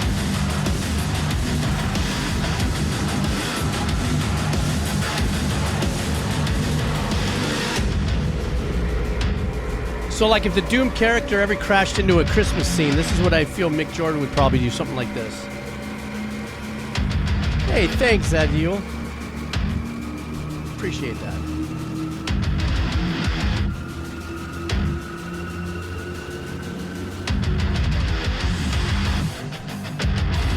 Yeah, really a Doom Christmas DLC this would be.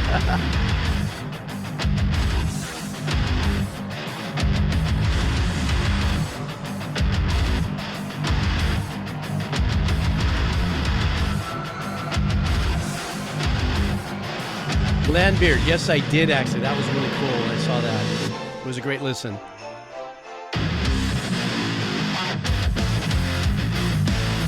I'm glad you made it to stream, man. That's great.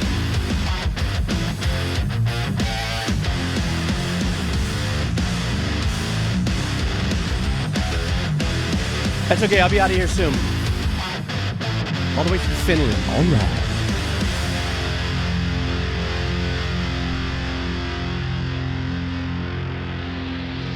So Square Meal, all of these are a part of different parts of the game in a Christmas scene.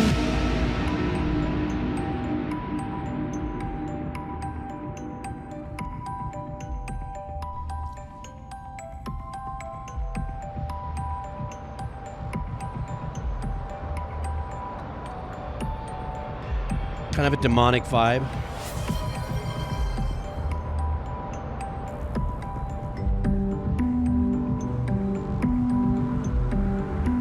Justice, that was really cool of you.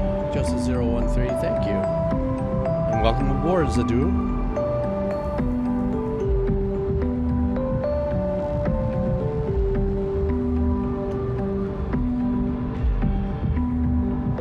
This is like Christmas Eve on like 25 milligrams of gummy sativa.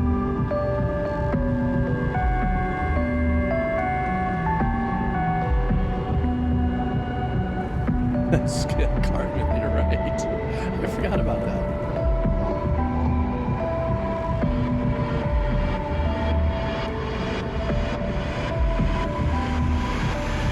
Oh, because the monsters are coming, right? Like going into a next level?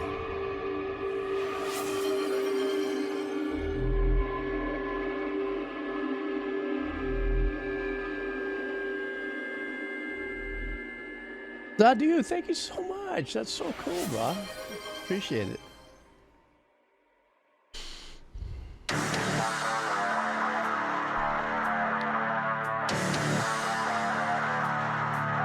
Now this right here just give me 80s vibes. Thank you very much. Merry Christmas to you, bro.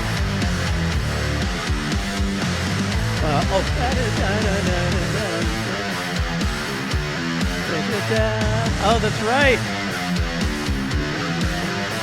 Yeah, very hair metal production on this one.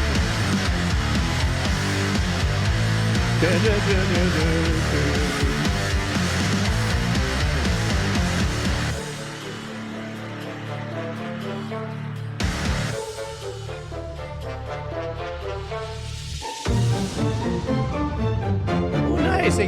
Letting us dance around a little bit of some regular orchestrating here. Da da da da.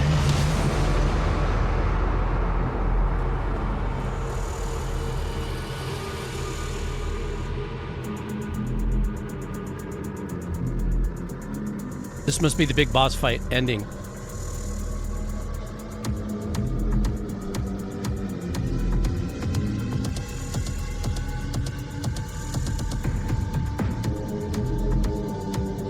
Are we getting into the darkest part of the battle here, Square Meal?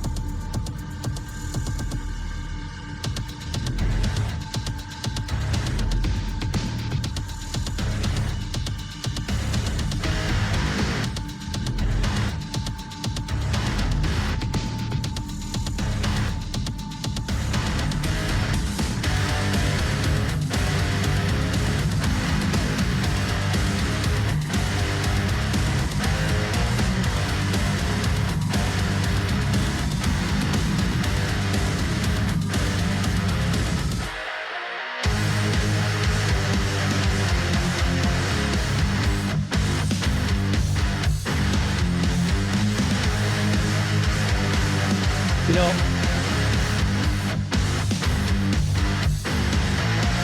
when was this released? 2 years ago. Ah, yeah, that's another one there. Zombie has very much a zombie vibe at that as well.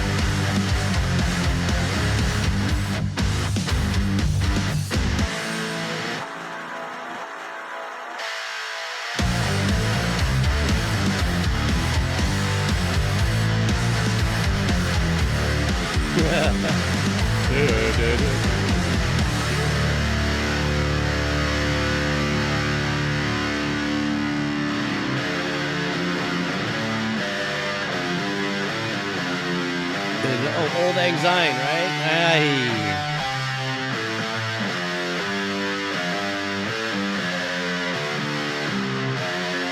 Crazy harmonizer with the split.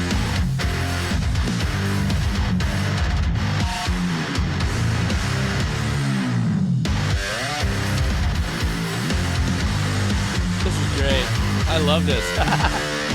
Go, Gobo. Robachop. I mean, Robo Gorbachev. Sorry.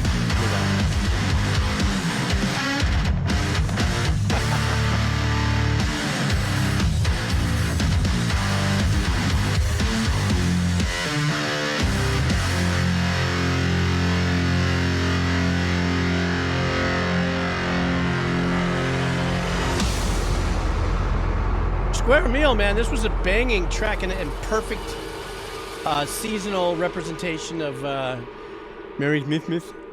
And I really like the approach the composer took, or the musician. I think it was did you say it was a one and all? I will say, though, he definitely leaned into the glory of maybe he played a lot of Doom, this composer. Though everything was authentic in and of itself with the songwriting because you're doing covers, but a lot of the hardcore choppiness and grittiness of the track in that capacity, even some of the same tones of the drums and stuff, just kind of remind me a little bit of that. It's hard. I'm the first one to say it's hard to write or compose, quote unquote, 100% originally unless you're, playing on a half-filled sparkless bottle full of, licorice for a unique tone or something like that. There's some things you just can't get away from. But at the same token, one of the things about this is that what the composer did that I really enjoyed was the fact that every one of the melodies popped out within 10 seconds. Didn't get me too much guessing, like, what are we doing here? Oh, okay. That was good, man. Thank you so much. I appreciate that. No, I appreciate it. I thought it was badass. Oops. What's happening? My poor shirt. Falling apart.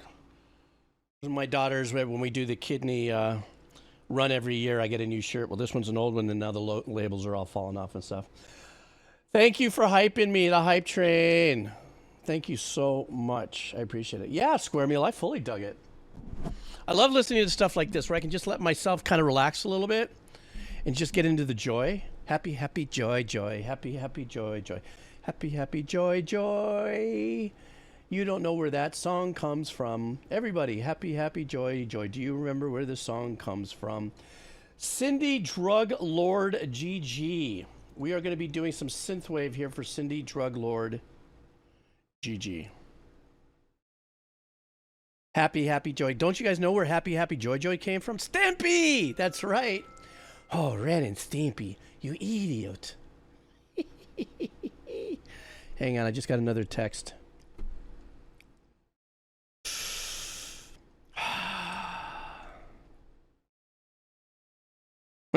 My mom texted me. Isn't this cute? Stand by. She's going to be 87, and she goes, Jeebs, hi, love you. You're going to be locked in this weekend, aren't you? What is it? Because of the Eddie. Hang on for a second. Yes, Mom, I'm going to have to be locked in and climbing in a coconut tree for the next 2 days, period.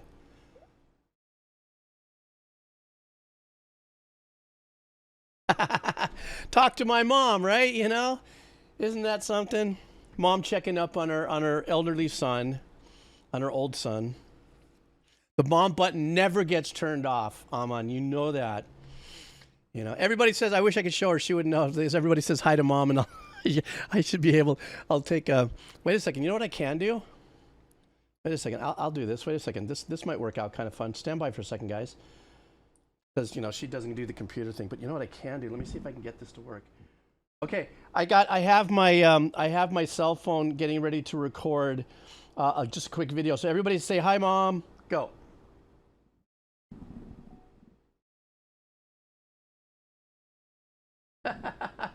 Mom, these people are saying hi to you because you let me play in the sandbox in Twitch, and you took care of me as an itty bit and grew me up as a musician and as an aloha dude. So all of my friends here on the stream are saying hi, Mom.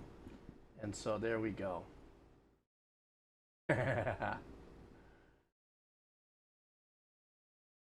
the child, yes. There we go. Okay. I recorded that. Thanks, guys. I'm going to send it to her. You guys are badass. Thank you for doing that. You're probably going clumsy. Little old man's. Oh. Oh, she asked me one more question. Let me get to it. Stand by. Believe it or not, they're going to still try to keep it open, and they want me to come in and manage the front side of the valley. Period. Okay. Enough mom and son texting. Okay. All right. Did somebody say something funny? I got to see what this guy said. Mama Kondo? Wait a second. What? I want to see what somebody said. Something funny. Wait.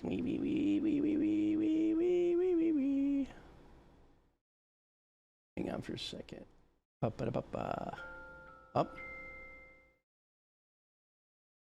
Oh, well, I must have missed it. It must have been funny. Okay. Let's continue on. Oh, this is the text I'm waiting for, guys. The second one. My mom's response was, insane, man.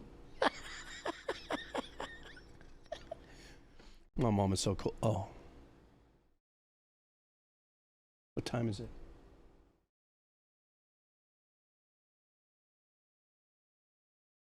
Okay, I'll be there at 4:30, 20 minutes. I can't text. I do that type to text and have so many epic fails. Everybody knows that my talk to text is, what do you mean you're going to be there with halibut? No, I said I'll be there in 20 minutes. Freaking guy. Okay. Let's continue on. Synthwave. I'm sorry, I went right into this. Candy Drug Lord, are you here with us? Candy, are you here? Let's go ahead and see what we have here. This is Synthwave. This is, the name of the band is the Divinyls. The Divinyls. The name of the track is Pleasure and Pain. And thank you very much for your kind donation. just really quick, especially if you're new, if you got rated over here, and I got a bunch of new folks. Anything that you miss on the streams, I do copy over to a VOD channel on YouTube, and one of my friends here will probably pop that URL, so you can always go over there and hang out. If you've maybe put your name on the wheel of cheese, it landed, you don't know or whatever, when I export it there, that's where you'll be able to see it if you had to bail or whatever the case is. This is the fixed YouTube URL that just popped up. All right, let's do this for Candy. Let's go.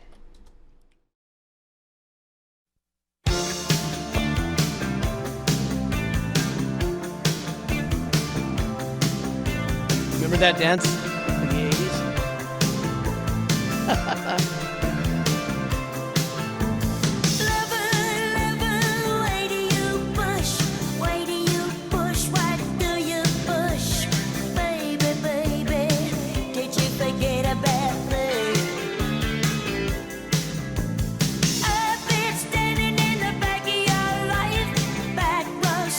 A little bit of a Pat Benatar vibe in the voice, yeah? Just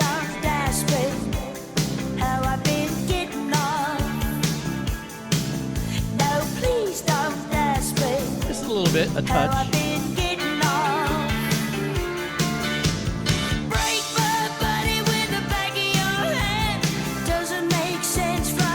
Great little smoky sizzle in her voice.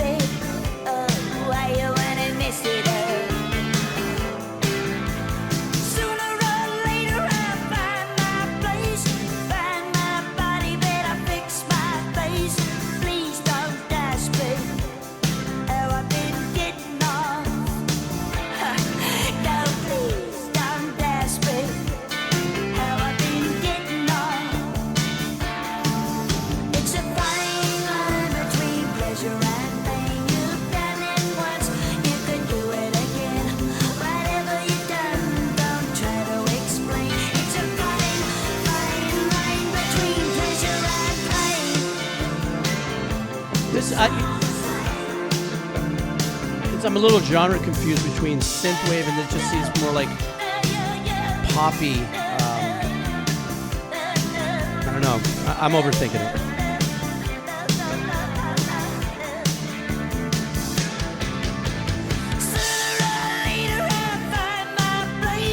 That's a new wave pop kind of vibe.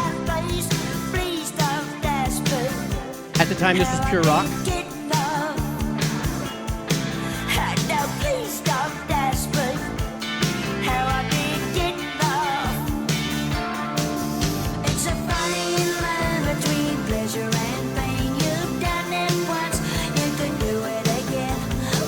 Oh, I see, Candy. Thank you. You know what I like? The presence of the electric piano is really playing an important part in the substructure of the melody.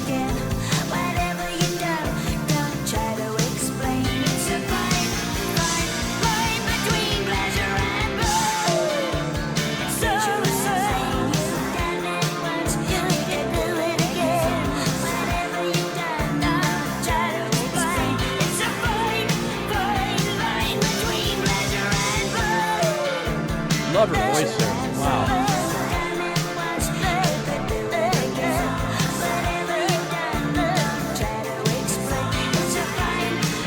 That's too badass.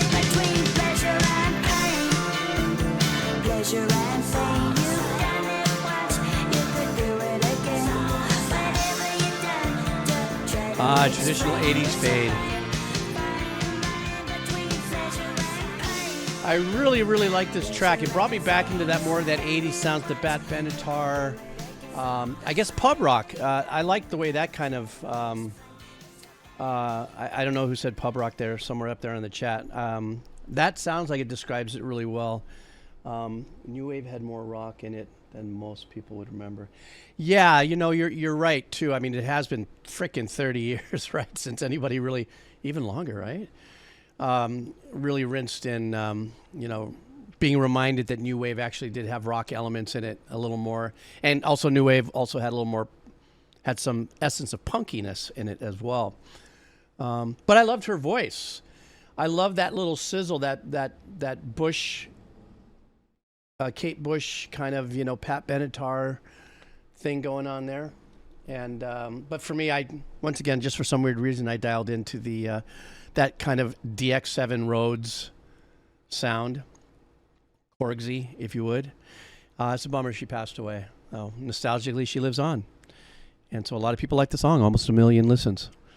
So this was Pleasure and Pain by the Divinyls. Divinyls? Was that what it was? I'm sorry. All right, guys. I'm going to read off these names really quick. And I have a ton of donos left. I'm going to get these donos tomorrow. Tomorrow's not going to be a new donos. Nobody send me any donos for tomorrow. So I can come in and get Next 794, Shotwell, Blind Element, Anteater, Giants, Ryan Resolve, Park, Powell, Cycloid, Derp Cat Dog, and Anford. So you're here. I'm sorry I didn't get an opportunity to get to you because I've got to bail out right now. But I'm going to do some Wheel of Cheese. So I'm going to do some Wheel of Cheese just so that the folks who have been lurking and hanging out, have a little fun. So but thank you guys, though. Thank you, Ryan and Anford and everybody for being patient. I'm still just humbled that people hang out long enough as they do and want to hear music together with me. So I appreciate it, and I'm sorry I didn't get to it today, but I will be getting it tomorrow, okay? All right, so we're going to do Wheels of Cheese. Let me set up with my cheesy wheel. Cheese, says Mason Gator. Okay, that's old wheel right there, so stand by. Let's start off with queso fresco. Queso fresco, for those of you who are new, is the part of the form that knows that perhaps you are of the first time that you're actually making a suggestion, and so it's a segmented part of the form where it's newer viewers, and therefore it's going to be a lot less than what we have called queso pobre, which is poor cheese. See? Wow, this is quite a few new people, though. So here you guys go. Are you guys ready for cheese? Queso no returno.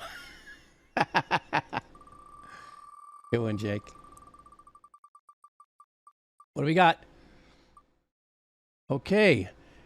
Big Bistro. All right, Big Bistro, let's see what you got. Okay, Big Bistro wants us to listen to a band called Kikou.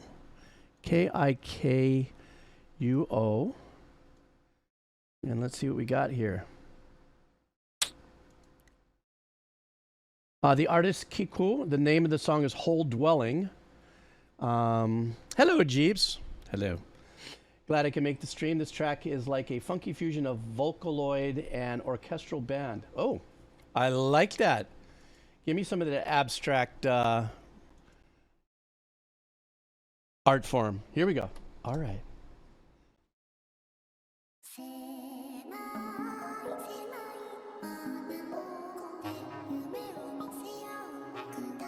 God, Vocaloid producers trip me out. Oops.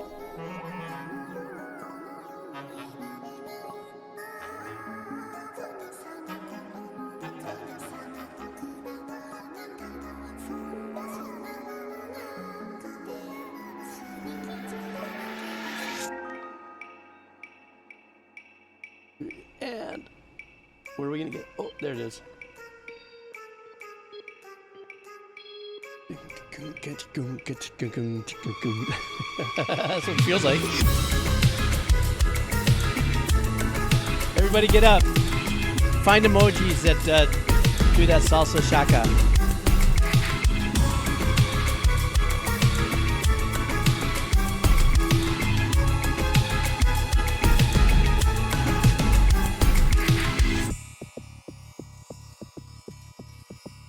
That's so cool.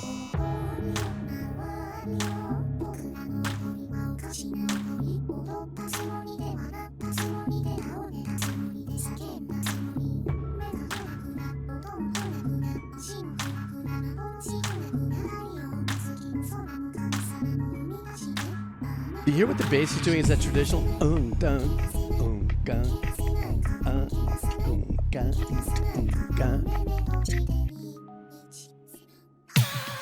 Go, Nick Roto.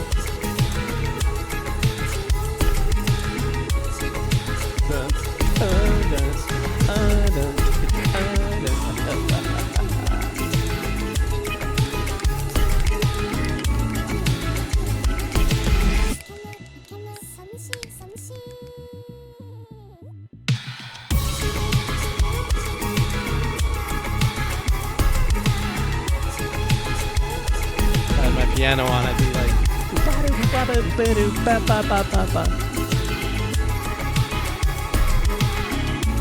wow, these guys are so good at this style of production.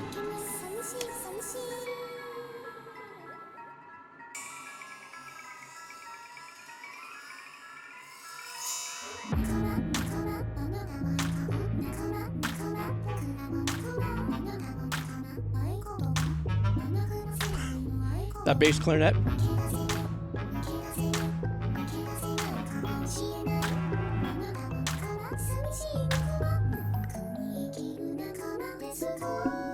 Oh.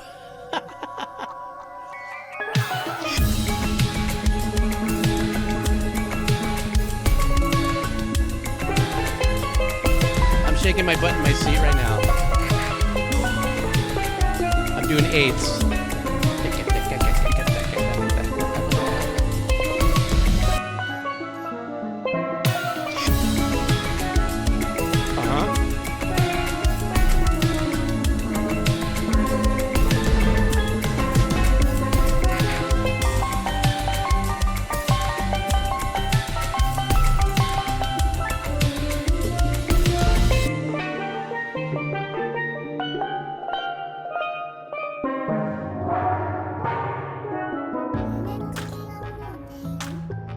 It's like a sample steel drum that ran down on its scale and continued to.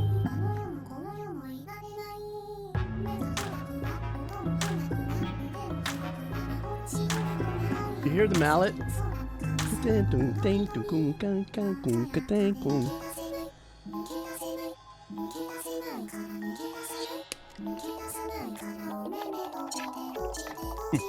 Ba ba ba, the triplets.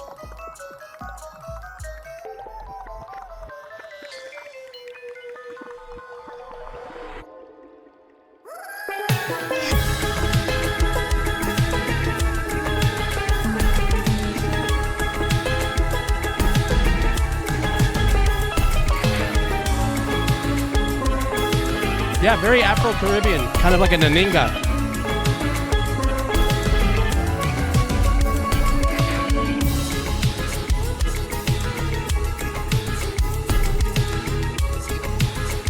It is fun.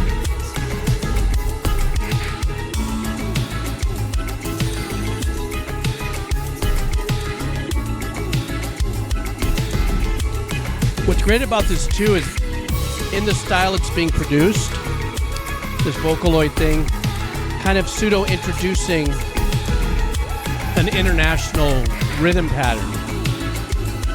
So you might be coming in for the Vocaloid or something, and you're getting served up this Afro-Latin kind of vibe that maybe otherwise you wouldn't be digging into.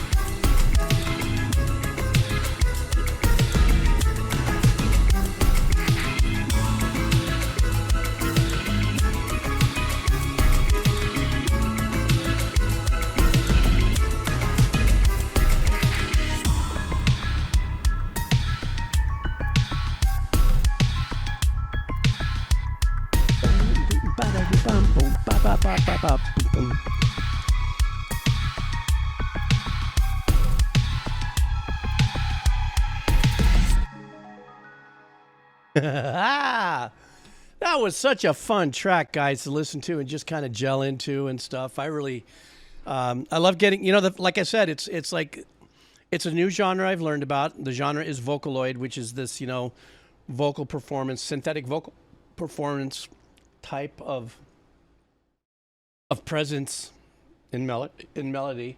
At the same token, I find it to be very pushing the edges of like an infected mushroom, Igor-y, kind of stop-start playing around with your head in an hyper kind of an EDM way. Not in its speed of EDM speed and stuff, but being shortcut, quick, and then change and do this, and then do this. You know what I'm saying? A lot of that back and forth, kind of a grind there. Yeah, Infected Mushroom, isn't that a great name for a band? I met one of them actually here in Hawaii. He bumped into me. He goes, "Aren't you that guy on Inner?" I go, "Yeah." "What do I owe you money?" "No, I'm so and so from Infected Mushroom." I was like, "Oh, Erez, what's up?"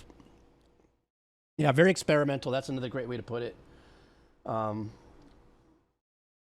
As well. Oops, I dropped something. Stand by.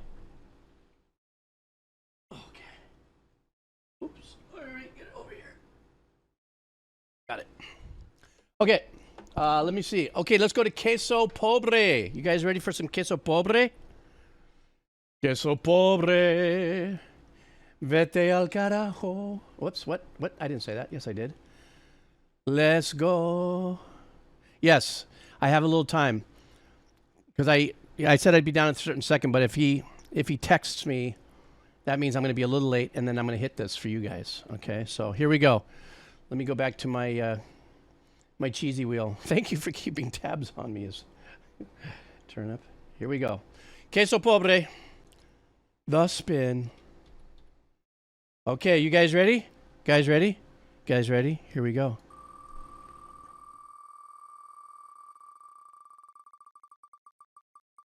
Who is it? Oh! Officer Balls 999. What? You look at you, Officer Balls. You're in it to win it. So let's see what Officer Balls wants. What a name. Officer. Whoops, I passed it. Stand by. Officer Balls. Oh, hey, this is a really nice band to listen to, or I've listened to this a few times. Called Celldweller. And the name of this track is Eon, and the band is Celldweller. Aloha, back with another song from my favorite artist. This time I think I can give you a song that has a little more going for it. Now, I kind of like the first one you sent in the first place. All right, guys, let's go.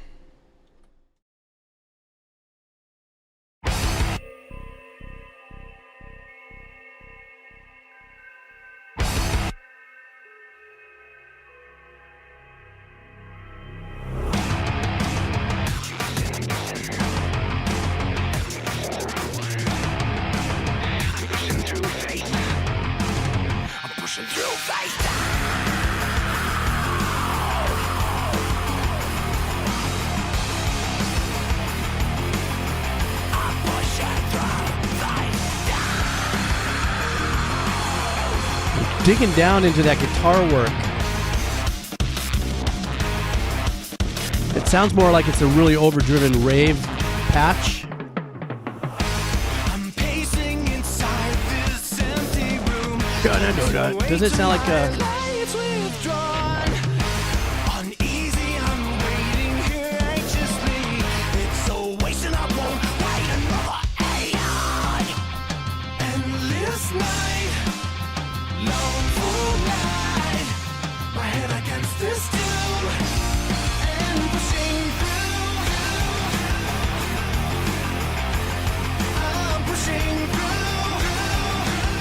I mean, I can hear the chunks, it sounds like, with the pick playing, but I can't tell. Oh, that's nice.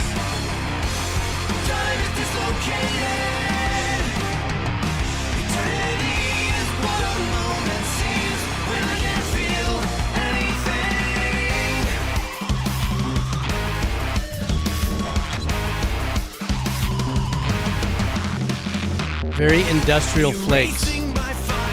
Flecks of industrial grind in there.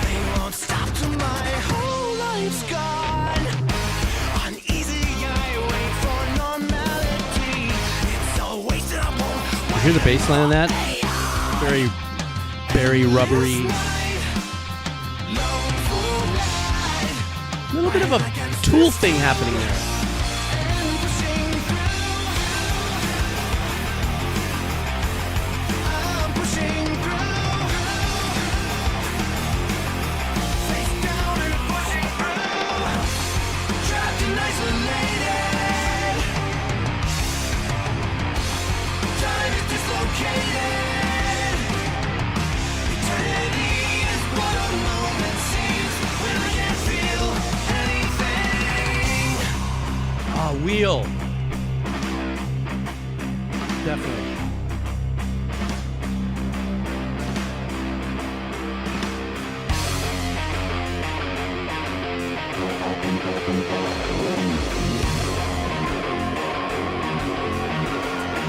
if they're going to give us some cut time. Wow, they went into Jungle DMB.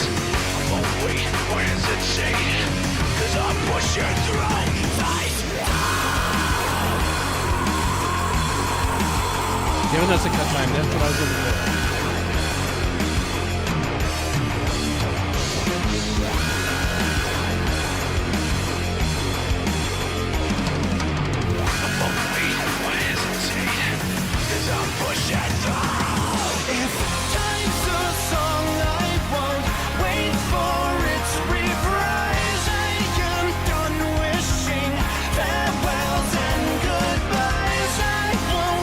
Kind of went into a little bit of a spirit box hook in arrangement feeling. Yeah, just like this.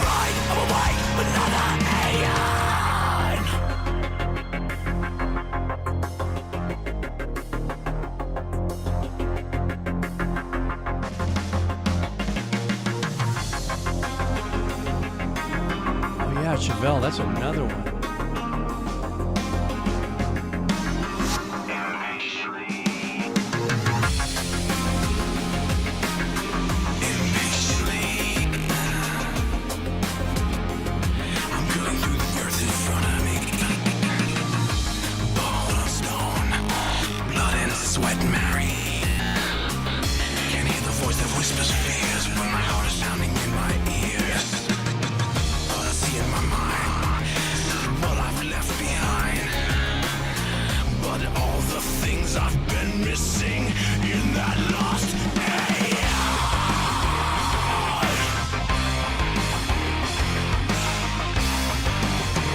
I like that arpeggiation that's stabbing in the back.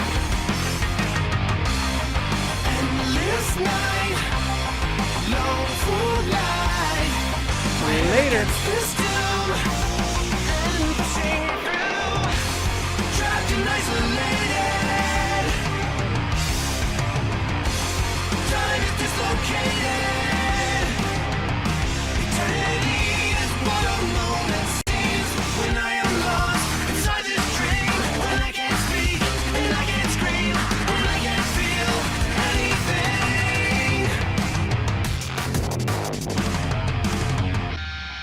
See, some of that stuff reminds me of Spongle.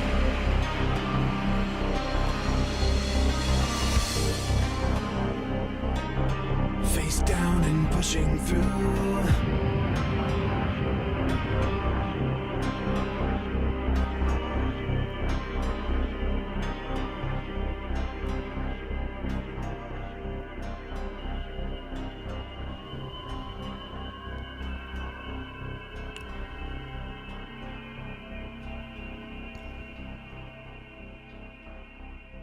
Well, that was a killer song to end the stream on.